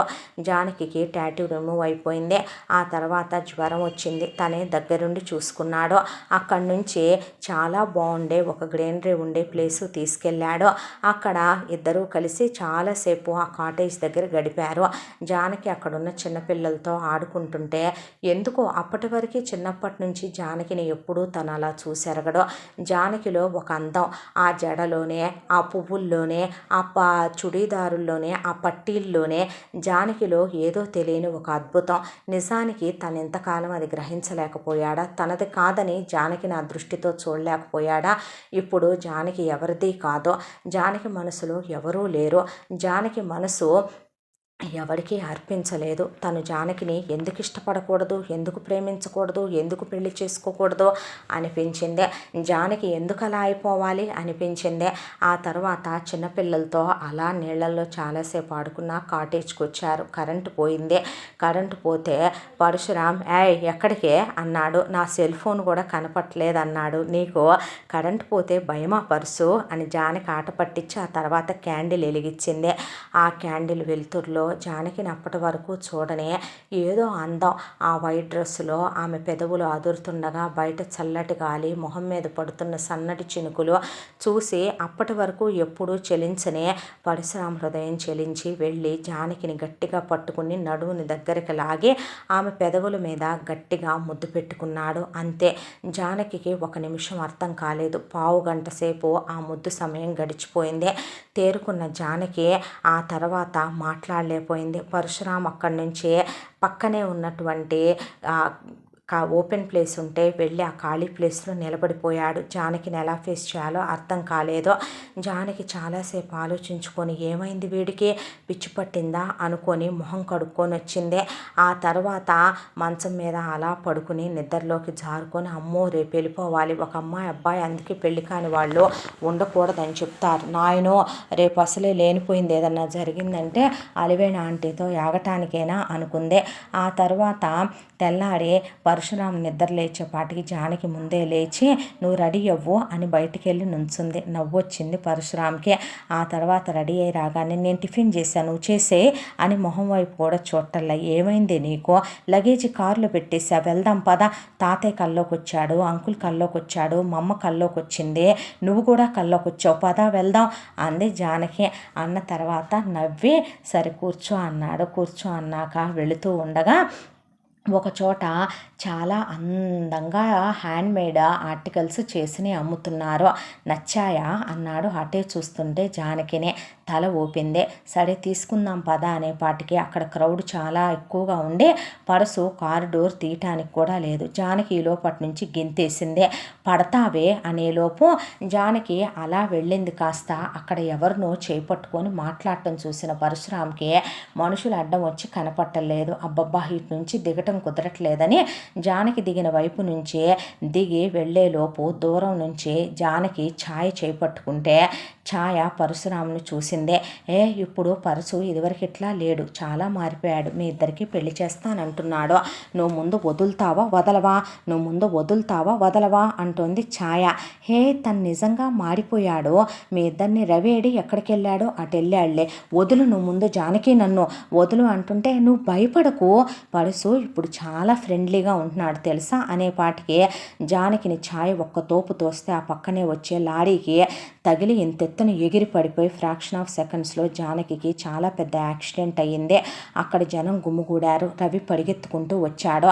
అందరూ ఛాయ్ చేసింది రవికి చెప్తే రవి ఛాయ్ని ఎప్పుడూ కొట్టలా, చంప పెట్టి కొడితే కింద పడింది. లేపి పటా 4 తీసి మనిషివా పశువ్వా నువ్వు, అది చిన్నప్పటి నుంచి మాతో పాటు కలిసి పుట్టి కలిసి పెరిగింది, మధ్యలో వచ్చిన నీకేం తెలిసే ప్రేమాభిమానాలు, ఎంతసేపు నువ్వు అనుకున్న పంతాలు నెరవేర్చుకోవాలి, నీకు మొగుడు కాదే మగాడైతే చాలు, ఎవడైనా సరే భర్తకిచ్చిన బజార్ దానివి నువ్వు, ఛీ అని వీళ్ళు పరిగెత్తుకుంటూ వెళ్ళేలోపు పరశురాం పరిగెత్తుకు రావటం.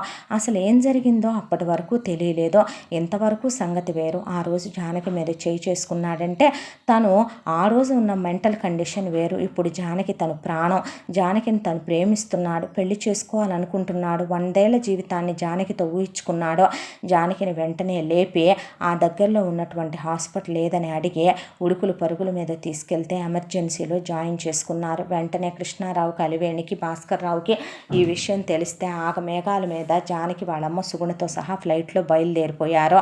అక్కడికి వచ్చి రవి ఛాయని తీసుకొచ్చి ఫేస్ చేయలేకపోయాడు. పరశురాంనే పక్కకు నుంచున్నాడు. నుంచున్న తర్వాత అందరూ ఉరుకుల పరుగుల మీద వస్తే జానకి స్పృహలోకి రావటానికి సర్జరీ చెయ్యాలని, సర్జరీ చేసిన తర్వాత ఒక 7 గంటల సమయం పట్టుద్దని డాక్టర్స్ చెప్పారు. కార్డు పడేశాడు. అక్కడ పరశురాం జానకికి సర్జరీ అయిపోయిన తర్వాత అప్పుడు వచ్చారు ఇంట్లో వాళ్ళంతా. ఏమైంది నాన్న, ఏమైందిరా అని పక్కనే నుంచున్న రవిని ఛాయని చూసి అసలు ఇదంతా ఈ నీతిమాల వెదవ వల్ల కదో, ఈ నీతి జాతి లేని దాని వల్ల కదో అనేపాటికి అక్కడికి ఛాయ వాళ్ళమ్మ నాన్నకి అక్కకు కూడా ఫోన్ చేసుకుంది. వాళ్ళు కూడా వచ్చారు. వచ్చేసరికి అందరూ కలిసే అక్కడ నిలబడి ఉంటే ఇంకా ఆపుతావా నువ్వు అన్నాడు అలివేణిని పరశురాం. నర్సు అంతసేపు చెప్పి వెళదాం అనుకొని వచ్చిందల్లా అక్కడే స్థాణువైపోయి మూలక నిలబడిపోయింది. సిస్టర్ కూడా నిలబడిపోయిన తర్వాత నేనేం చేశాను నాన్న, నోరు ముయ్యి నువ్విక అని రవిని కొట్టడానికి మీదకి వెళుతున్న అలివేణిని ఒక్క తోపు తోస్తే వెళ్ళి భాస్కర్ రావు మీద పడింది. తల్లివైపోయావు, కొడితే దెబ్బకి చచ్చిపోతావు, ఎందుకురా నేను మాట్లాడింది తప్ప, ఎవడికి పుట్టాడో తెలీదు, ఏ నీతిమాలిన దానికి పుట్టాడో తెలీదు, ఏ నీతిమాలిన వెధవకి పుట్టాడో తెలీదు, ఒక అమ్మ అబ్బకు పుట్టిన లక్షణం వీళ్ళలో ఉంటే నువ్వు చేసుకోబోయే ఆడదాన్ని వీళ్ళు లేపికెళ్తాడా నీతిమాలిన వెధవ, వీడికేం తెలుసురా ప్రేమలు ఆప్యాయతలు అంటే, అందుకే అడ్డమైన వెధవలకి అమ్మలని నాన్నలని అనిపించొద్దని చెప్పేది నిన్ను అనేపాటికి అవునా, వాడెవరికి పుట్టాడో తెలిస్తే గుండె పగిలిపోతావే నువ్వు అన్నాడు పరశురాం. ఎవరికి పుట్టాడో ఈ భాస్కర్ రావు గారికి ఆయన మొదటి భార్య అంటే పెద్దమ్మ సుమతికి కలిపి పుట్టాడు రవి. అవునా నాన్న అన్నాడు పరశు. అనేపాటికి ఆ నాన్న అనే మాటకే భాస్కర్ రావు అలాగే చూశాడు. ఆయన తల దించేశాడు. అంటే నువ్వు నన్ను పెళ్లి చేసుకున్నాక వేరే దాంతో అక్రమ సంబంధం పెట్టుకొని కొడుకుని కానీ వామ్మో వాయ్యో నా ఇంటికి తీసుకొచ్చి నా కొడుక్కే మాలించేసి నా ఇంట్లోనే పెట్టి పాగా వేసి పెంచావట్రా అంటున్న అలివేణిని భాస్కర్ రావు ఏమనకపోయేసరికి కృష్ణారావు హాస్పిటల్ అని కూడా చూసుకోకుండా పడేసి పిచ్చకొట్టుడు కొట్టాడు బెల్ట్ పెట్టి. ఈ దెబ్బలు నిన్ను చిన్నప్పుడు మీ అమ్మ పోయిన రోజు కొట్టకపోవటం నా మొదటి తప్పు. మొదటిసారి నువ్వు మోహన్ రావుని ప్రేమించానని చెప్పి వాడిని పెళ్లి చేసుకున్నప్పుడు వాడిని నువ్వు చెడగొడితే పని పాట లేకుండా కొట్టకపోవటం నా రెండో తప్పు. తల్లి లేని పిల్లవు కదా, ఇంకో పెళ్లి చేసుకోకూడదు, వచ్చిన ఆడది సవితి ప్రేమను పంచుద్దేమో, ఎక్కడ నీకు తల్లి కాలేదోనని నేను పెళ్లి చేసుకుని ఇంకొక ఆడదాన్ని నీలాంటి దాన్ని తెచ్చి నీ నడుం విరిచి నిన్ను కంట్రోల్ చేయకపోవటం నేను మూడో తప్పే. నువ్వు మోహన్ రావుని పనికిమాలిన విధవలా తయారు చేసి చివరికి వాడు పోవటానికి కారణమై విధవయ్యి పిల్లాడితో సహా మిగిలిపోతే ఆ రోజు నీ నడుం విరిచేసి నిన్ను కంట్రోల్ చేయకపోవటం, నిన్ను అచ్చుబోసిన ఆంబోతులా ఊడి మీద వదలటం ఇంకో తప్పు. పిల్లాడిని కన్నా బిడ్డ కన్నా ఎక్కువగా చూస్తున్న భాస్కర్ రావుని పెళ్లి చేసుకోమంటే నీకు ఫ్రెష్ కావాలి, నీకు ఫస్ట్ హ్యాండ్లు కావాలి.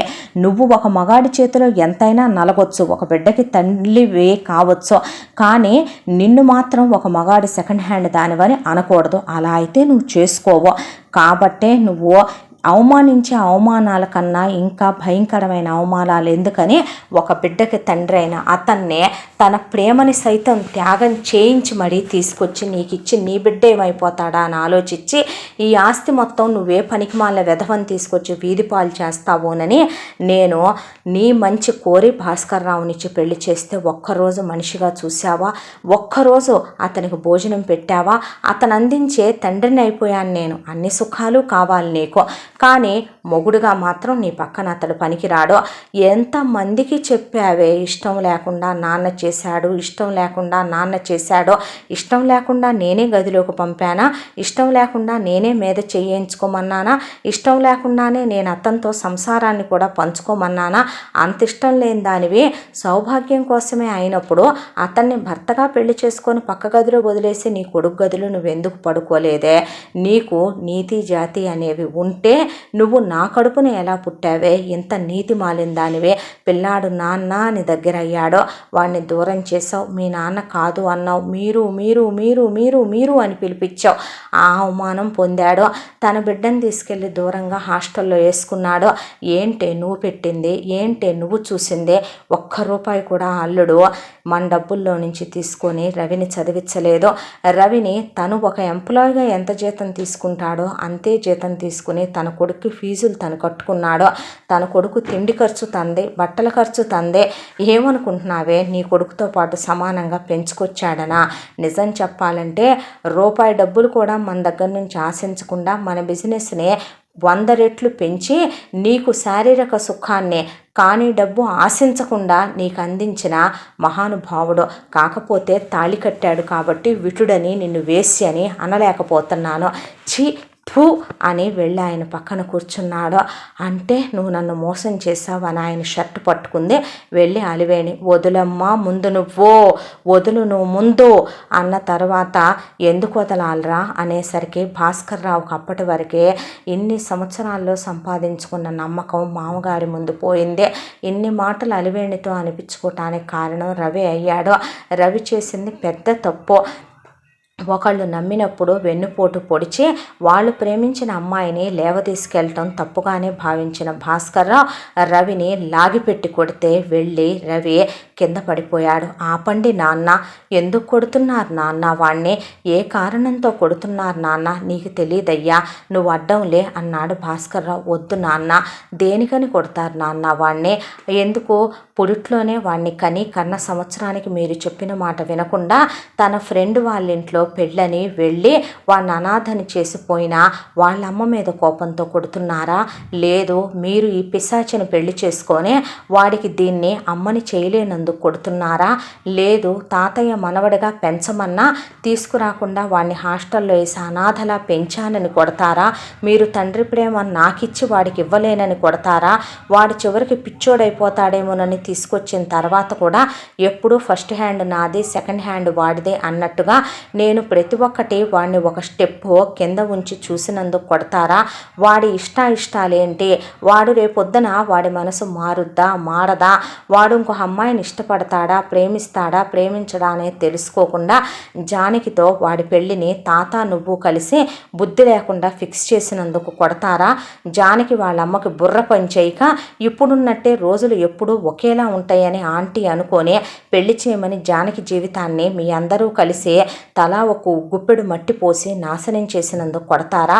వాడు జానకిని ఇష్టపడలేదు, కానీ జానకి వాడిని ఇష్టపడిందేమోననేది వాడు తెలుసుకోలేనంత మూర్ఖంగా వాడు కూడా తయారైనందుకు కొడతారా అనేసరికి రవి అలా చూశాడు. చూసేపాటికి ఎందుకు నాన్న వాడిని కొట్టడం, వాడిని కొట్టకూడదు, ఎందుకో తెలుసా, వాడిప్పటికే చాలా ఇచ్చేశాడు నాన్న, వాడి దగ్గర ఇంకా ఇవ్వటానికి ఏమీ లేదు. వాడు దీన్ని ప్రేమించాడని మీరు అనుకుంటే వాడలా ప్రేమించటానికి ఇది కారణమని ఎందుకు అనుకోరు? మొదటి నుంచి కూడా వాడికి తల్లి ప్రేమ లేదు, తండ్రి ప్రేమ లేదు, తాత ప్రేమ లేదు. తల్లిగా ఈ పశువు సవితల్లిగా కూడా దగ్గరికి తీయలేదు. వాడికి నేను అన్నీ ఇవ్వగలిగాను, కానీ వాడికి నేను ఇవ్వాల్సిన ప్రేమను ఇవ్వలేకపోయాను. కాబట్టి వాడు దాన్ని వాడి కోసం ఇది చస్తాననేంత సూసైడ్ చేసుకునేంత ప్రేమను చూపించేసేపాటికి వాళ్ళ అమ్మ నాన్న కూడా మా అమ్మాయిని చేసుకొని బ్రతిమలాడేపాటికి వాడికి ఇది ఒక అద్భుతంలా కనపడింది. నాన్న ప్రేమ ఫలానా టైంకి ఫలానా వాళ్ళ మీద ఫలానా క్షణంలోనే కలుగుద్దనేది ఏమైనా ఉందా? వాడి మనసులో అనిపించింది అంతే, అంతకుమించి వాడు ఏం తప్పు చేశాడు నాన్న? వాళ్ళిద్దరినీ పంపించింది కూడా జానకే కదో. ఎందుకు నాన్న వాడిని ఇంకా కొట్టి ఇంకా వాడిని బాధ పెట్టి? నువ్వు వాడిని బాధ పెట్టట్లేదు నాన్న, బాధ పెడుతోంది నన్ను. తప్పంటూ ఏదైనా జరిగిందంటే అది నా వల్ల. ఈ నీతి మాలిన దాన్ని చూడటం నేను చేసిన తప్పు, దీన్ని ప్రేమించటం నేను చేసిన తప్పు, మేనేజర్తో గొడవ పట్టడం నేను చేసిన తప్పు, జానకి నుంచి వీడిని దూరం చేయటం నేను చేసిన తప్పు, ఈ బుద్ధి తక్కువ దాని పెంపకంలో నిన్ను మీరు అని పిలవటం నేను చేసిన తప్పు. పోయిన మోహన్ రావు కూడా ఉన్నా ఇంత ప్రేమను నాకు పంచింది ఏ రోజు లేదు, 5 సంవత్సరాలుగా వాడున్నప్పుడు కూడా. ఆ తర్వాత అన్నేళ్లలో నీ ప్రేమను నేను అర్థం చేసుకోకుండా మూర్ఖంగా పెరగటం నా తప్పు, తాతయ్య త్యాగాన్ని అర్థం చేసుకోలేకపోవటం నా తప్పు. దీని మాటలు నా మీద పనిచేశాయనేది నిజం. కాకపోతే నాకు మంచికి చెడుకి మానవత్వానికి మూర్ఖత్వానికి తేడా తెలియకుండా పెరిగిన వెధవలా తయారయ్యాను నేను. మధ్యలో ఏ అన్యం పుణ్యం వెరగని జానకి లాంటి ఒక అమాయకురాలి మనసు బాధ పెడుతున్నానని, ఆ అమ్మాయి కూడా రవిని ప్రేమిస్తోందని, ఆ అమ్మాయి జీవితంలో నేను చీకట్లు నింపుతున్నానని, రవిని తన నుంచి దూరం చేయకూడదని తెలుసుకోలేని పశువుని నేను. తప్పు నాది, దీన్ని ప్రేమించటం తప్పు. అమ్మకి దీనికి పెద్ద తేడా ఉందనుకుంటున్నారా? ఏమీ లేదు నాన్న. నీకో విషయం తెలుసా? ఇందాక ఇది ఎంత నిర్దయగా తోసేసిందో తెలుసా జానకిని? ఎందుకు చేశావే నువ్వు ఆ పని? అసలు ఎక్కడున్నావు, ఎందుకు వెళ్ళిపోయావు, ఏంటిదంతా అని ఒకవైపున ఛాయని వాళ్ళ అమ్మ నాన్న అడుగుతుంటే నేనేం కావాలని తొయ్యలేదు. తొయ్యంగానే అదేమన్నా చచ్చిందా ఏంటి, పోయిందా? ఓవర్ యాక్టింగ్ కాకపోతే అసలు అన్నిటికీ కారణం వీడు. ఏం జరిగినా జీవితంలో అన్నీ జరిగేది వీడి వల్లే. అసలు వీడు నన్ను ఇష్టపడటం వల్లే రవి వాళ్ళు ఎన్ని మాటలు పడాల్సి వచ్చింది, రవి వాళ్ళ నాన్నకి దూరం కావాల్సి వచ్చింది. ఇవాళ దానికి అలా అయ్యిందంటే అది విందా ఏంటిందాక నా చెయ్యొదులంటే కాదు కూడదు, వీడు మారాడు, మంచోడయ్యాడు, వీడు యోగీశ్వరుడు అయ్యాడు, శంకరుడు అయ్యాడు అని అది చాలా పెద్ద పెద్ద డైలాగులు చెప్పింది. దాంతో తొందరపాట్లో తోసేశాను, పోయి పడింది. చచ్చిందా ఏంటి? అంత మాత్రానికి పోతారా ఏంటి? అయితే అసలు దీనికి అంతటికీ కారణం వీడంటే నాకు అసహ్యం అని తెలిసి కూడా వీడు నా వెనకాల పట్టడం, వీడు నన్ను సాధించాలనుకోవటం, వీడు దాని సహాయం తీసుకొని వస్తుంటే ఏం చేయమంటారు అని మాట్లాడుతూ ఉండగానే పరశురాం ఛాయను పడేసి బెల్ట్ తీసి కొట్టిన కొట్టుడికి అసలు ఛాయ్ నోట్లోంచి మాట రాలేదు. ఒక్కళ్ళు కూడా పరశురాంని కృష్ణారావు ఆపల, అలివేణి ఆపల, భాస్కర్రావు ఆపల. ఇటువైపు రవి కూడా మాట్లాడకుండా నుంచున్నాడు. నిలబడిపోయేసరికి నువ్వు చేసింది తప్పు కాదటే అన్నాడు పరశురాం. కాదు, ఏం చేశానురా నేను తప్పు అనేపాటికి గొంతు పట్టుకొని పైకి లేపాడు ఛాయనే. లేపేపాటికి ఛాయ ఆ పాట గోడ మీద పట్టుకొని లేపేసరికి సగం హైట్కి పైకి లేచిపోయింది ఛాయ. లేసేపాటికి అలాగే పట్టుకొని ఏం తప్పు చేశావా? నేను నిన్ను ప్రేమిస్తున్నాను అని రవి చెప్పినప్పుడే నేను నీకు చెప్పలేదు, రవితో చెప్పించాను అని పెద్ద పతివ్రత డైలాగులు చెప్పిన నువ్వు నా ఫోన్ నెంబర్ నీకు తెలీదా?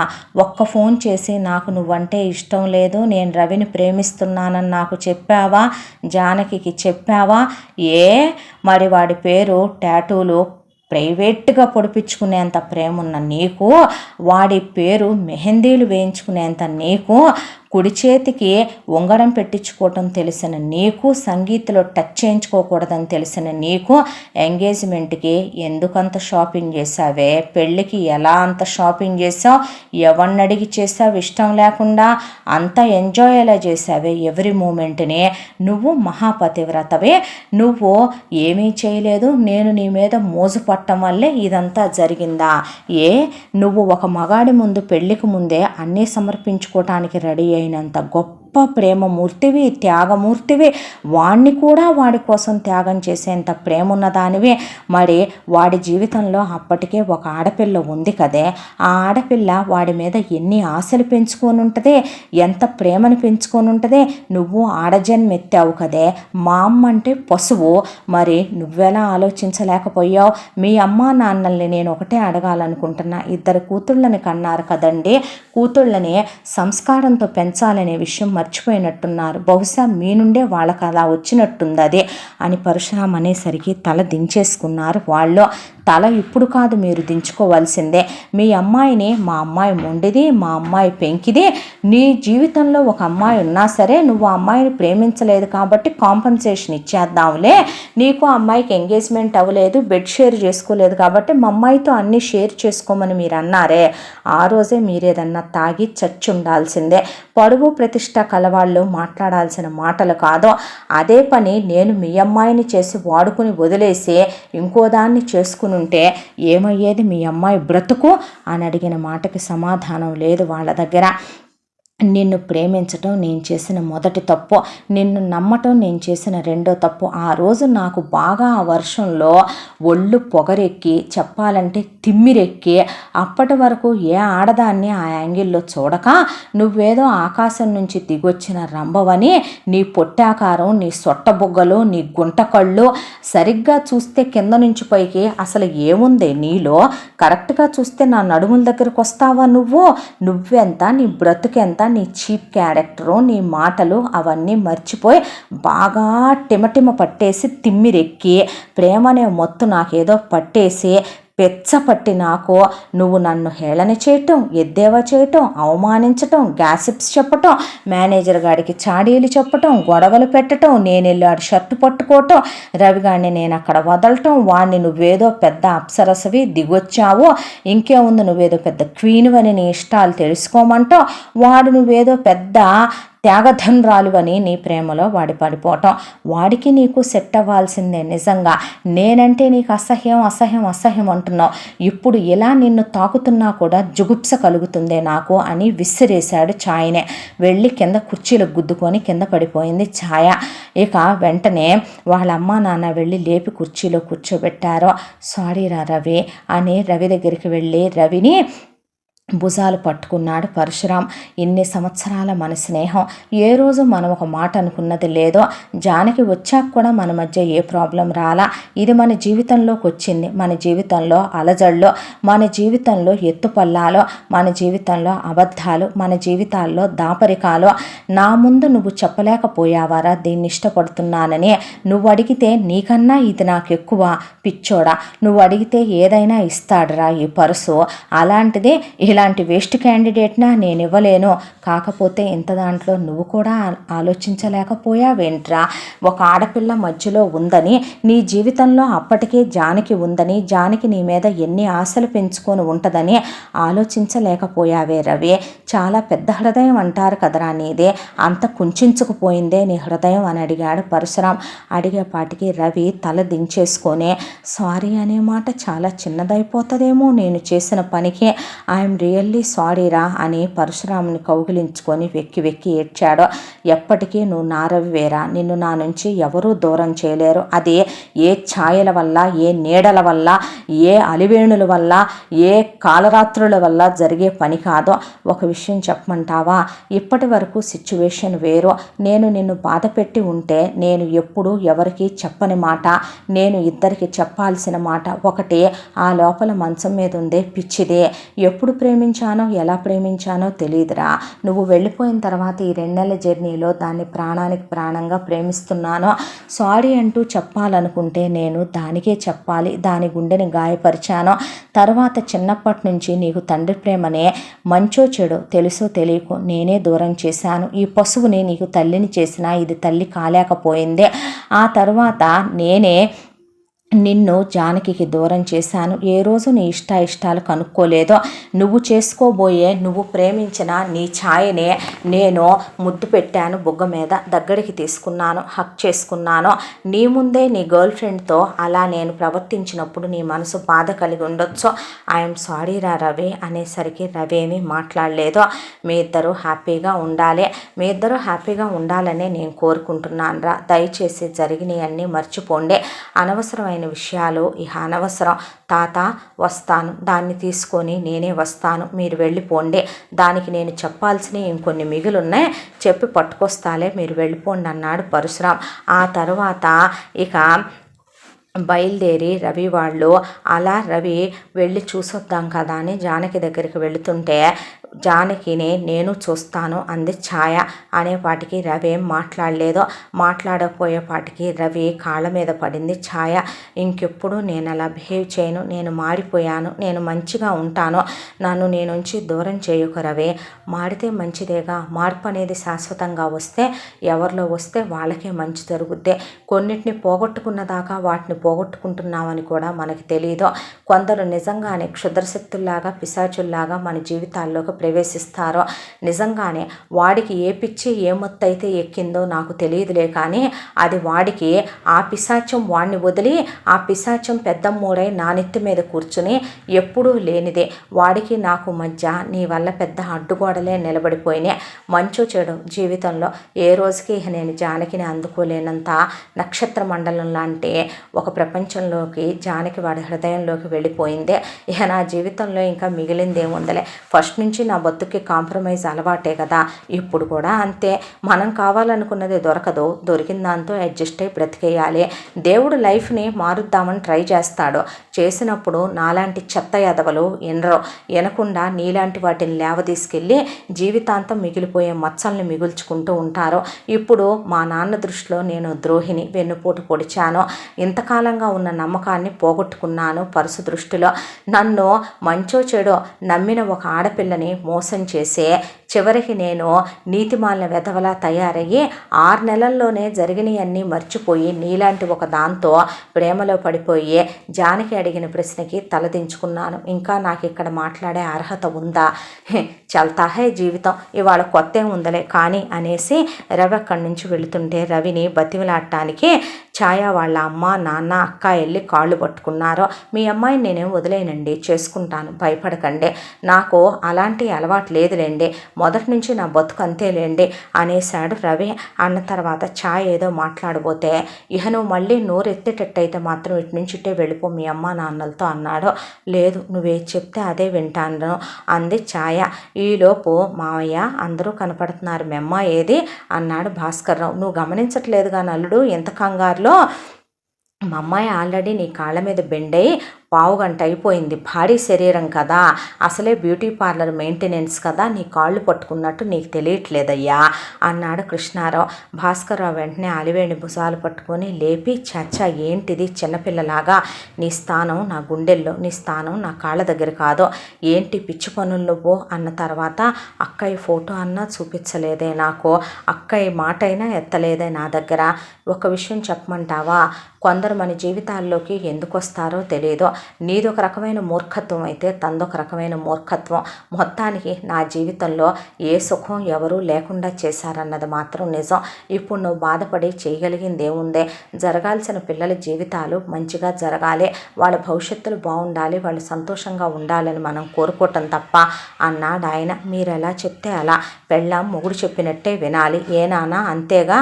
ఇప్పుడు నువ్వు మారానంటావు, ఇప్పుడు నీకు మార్పు వచ్చి ఏంటమ్మా ఉద్ధరణ అన్నాడు ఆయన. మామయ్య, ఇహ మీదటి జీవితమైనా ప్రశాంతంగా ఉంటుందంటావా అల్లుడు?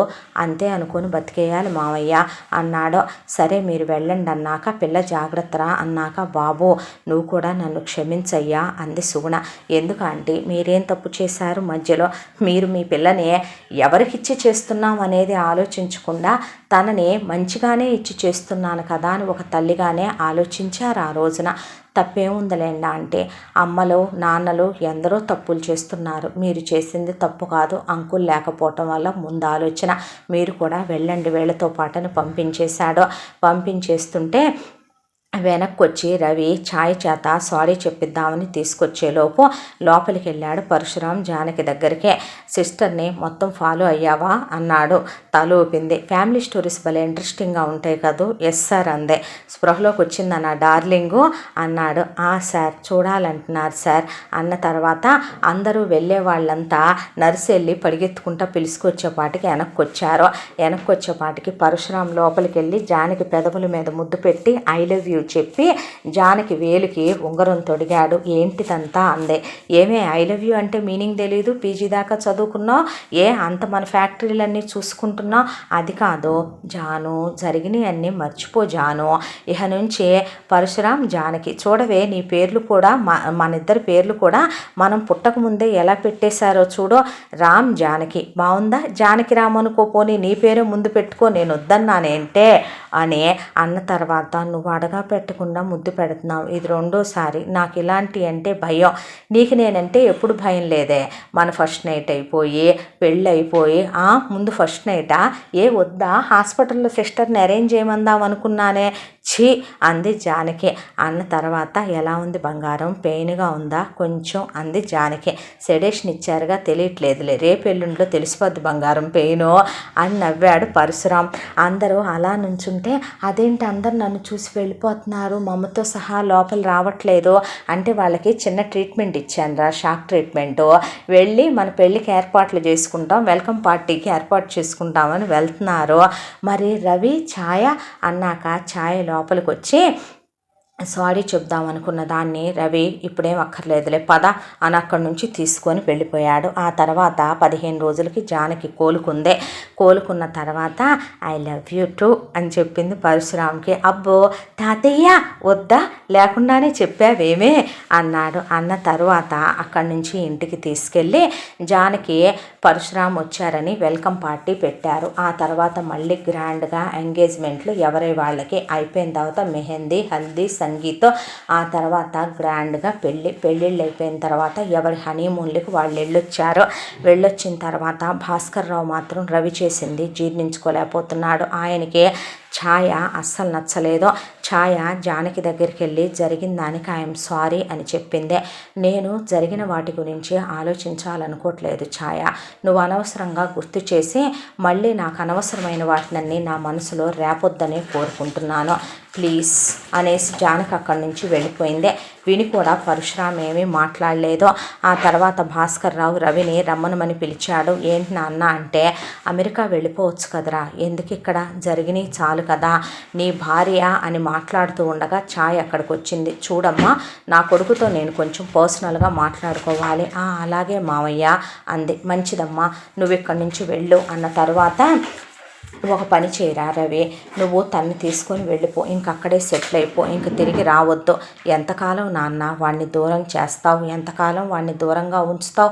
ఇప్పటి వరకు జరిగింది చాలదా, వాడు పడింది చాలదా, వాడికి దూరమైన ప్రేమలు చాలవా, ఇంకా ఎందుకు నాన్న ఇదంతా అన్నాడు పరశురాం. అది కాదురా నాన్న, వద్దు అంటున్నాను. అయినా నేను ఇక్కడే ఏమీ ఉండాలనుకోవటం లేదు.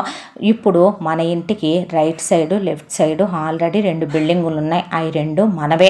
అవి 2 మనవే కాబట్టి నేను జానకితో ఒక ఇంట్లో గృహప్రవేశం చేసుకొని వెళ్ళిపోతాను.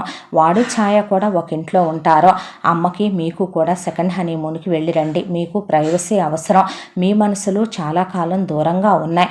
తాతయ్య కాసేపు అమ్మమ్మతో హ్యాపీగా ఉంటాడు అని. ఎలా రా అన్న తర్వాత, తీసుకెళ్ళి నీకోసం వ్యాక్స్ బొమ్మ చేయించాను తాత, అమ్మమ్మదే, ఒకవేళ నేను పోతే నాది కూడా చేయించి ఫ్రేమ్ కట్టించి పెట్టరా ఒక దాంట్లో బాక్స్లో అది నేను లేకుండా ఉండలేదు, అది లేకుండా నేను ఉండలేను అని కృష్ణారావు ఆ బొమ్మతో కబుర్లు చెప్పుకుంటూ కూర్చున్నాడు. తాతయ్యకి ఇప్పుడు ప్రైవసీ అవసరం, ఇక బిజినెస్ విషయం అంటావా వాడు నేను చూసుకోవాలి. తాతయ్య ఆల్రెడీ ఆస్తి చెరిసగం రాయమని నేను చెప్పాను, ఎవరి రెస్పాన్సిబిలిటీస్ వాళ్ళకి తాతయ్య అప్పచెప్పేయాలనుకుంటున్నాడు నాన్న అన్న తర్వాత, అది కాదమ్మా ఇంకేం మీరు మాట్లాడొద్దని, వాడికి ఇప్పటి వరకు దూరమైన ప్రేమలు చాలు, ఇంకా నేను ఎవరు చేసే త్యాగాల పల్లకీల బరువులు మోసే స్టేజ్లో ఇంకా నా మైండ్, అలాగే ఇంకా నా శారీరక మానసిక శక్తి కూడా సరిపోయేలా లేదు, దయచేసి ఇహనైనా నన్ను నాలా బ్రతకనివ్వండి ప్లీజ్ అన్నాడు పరశురాం. ఇక భాస్కర్ రావు ఏం మాట్లాడలా. కుడివైపు ఇంట్లోకి పరశురాం జానకిని తీసుకొని గృహప్రవేశం చేసేసుకున్నాడు. సుగుణని రమ్మన్నా 4 ఏళ్ళ అవతలే కదమ్మా, సొంతిల్లేగా, ఆ ఇంట్లో మీ నాన్న జ్ఞాపకాలున్నాయి, చివరాఖరి రోజుల్లో వస్తా, అవసరమైతే వస్తానని సుగుణ అక్కడే ఉండిపోయింది. ఇక ఎప్పుడూ ఉండే ఇంట్లో కృష్ణారావు భార్య నీలవేణి వ్యాక్స్ బొమ్మతో కబుర్లు చెప్పుకుంటూ కాలం గడిపేస్తున్నాడు. అలివేణి భాస్కర్ రావుతో సెకండ్ హనీమూన్కి వెళ్ళొచ్చి ఇక భార్య భర్త మాట దాటని గృహిణిలా, భర్త అడుగుజాడల్లో నడిచే గృహిణిలా పూజలు, హోమాలు, యజ్ఞాలు, యాగాలు, పేట్ల మీద కూర్చొని దేవుడి కళ్యాణాలు, గుళ్ళు, గోపురాలు, తీర్థయాత్రలు అంటూ ఒక్క క్షణం కూడా ఆయన వదలకుండా పాదసేవలు చేసుకుంటూ అలా గడిపేస్తోంది అలివేణి. అయితే అతివృష్టి లేతే అనావృష్టి అనలేడు కృష్ణారావు. ఆ తరువాత ఇక భాస్కర్ రావు భార్య సుమతి ఫోటో తెప్పించి పెద్దది చేసి మోహన్ రావు ఫోటో పక్కన పెట్టించి ప్రతిరోజు అక్కయ్య ఫోటోకు ఒక దండేయండి, అలాగే వారికి కూడా ఓ దండేయండి అని చెప్పింది పని వాళ్ళకి. ఇది మాత్రం మాందల్లుడు ఇది అనుకున్నాడు కృష్ణారావు. ఆయన నవ్వేసి ఊరుకున్నాడు. రవి, ఛాయ లెఫ్ట్ సైడ్ ఇంట్లోకి వెళ్ళి కాపురం పెట్టుకున్నారు. ఇంట్లో నౌకర్లు, చాకర్లు, పనివాళ్ళు అందరూ ఉన్నారు. కృష్ణారావు ఆస్తిని సమానంగా చెరిసగం రాసి మనవాళ్ళిద్దరికీ పెట్టేశాడు.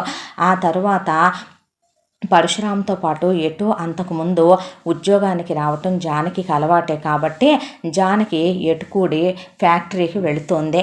అయితే ఛాయ్ మాత్రం నేను ఆఫీస్కి రాను, నేను హౌస్ వైఫ్గానే ఉంటానంటే మరీ మంచిది అన్నాడు రవి.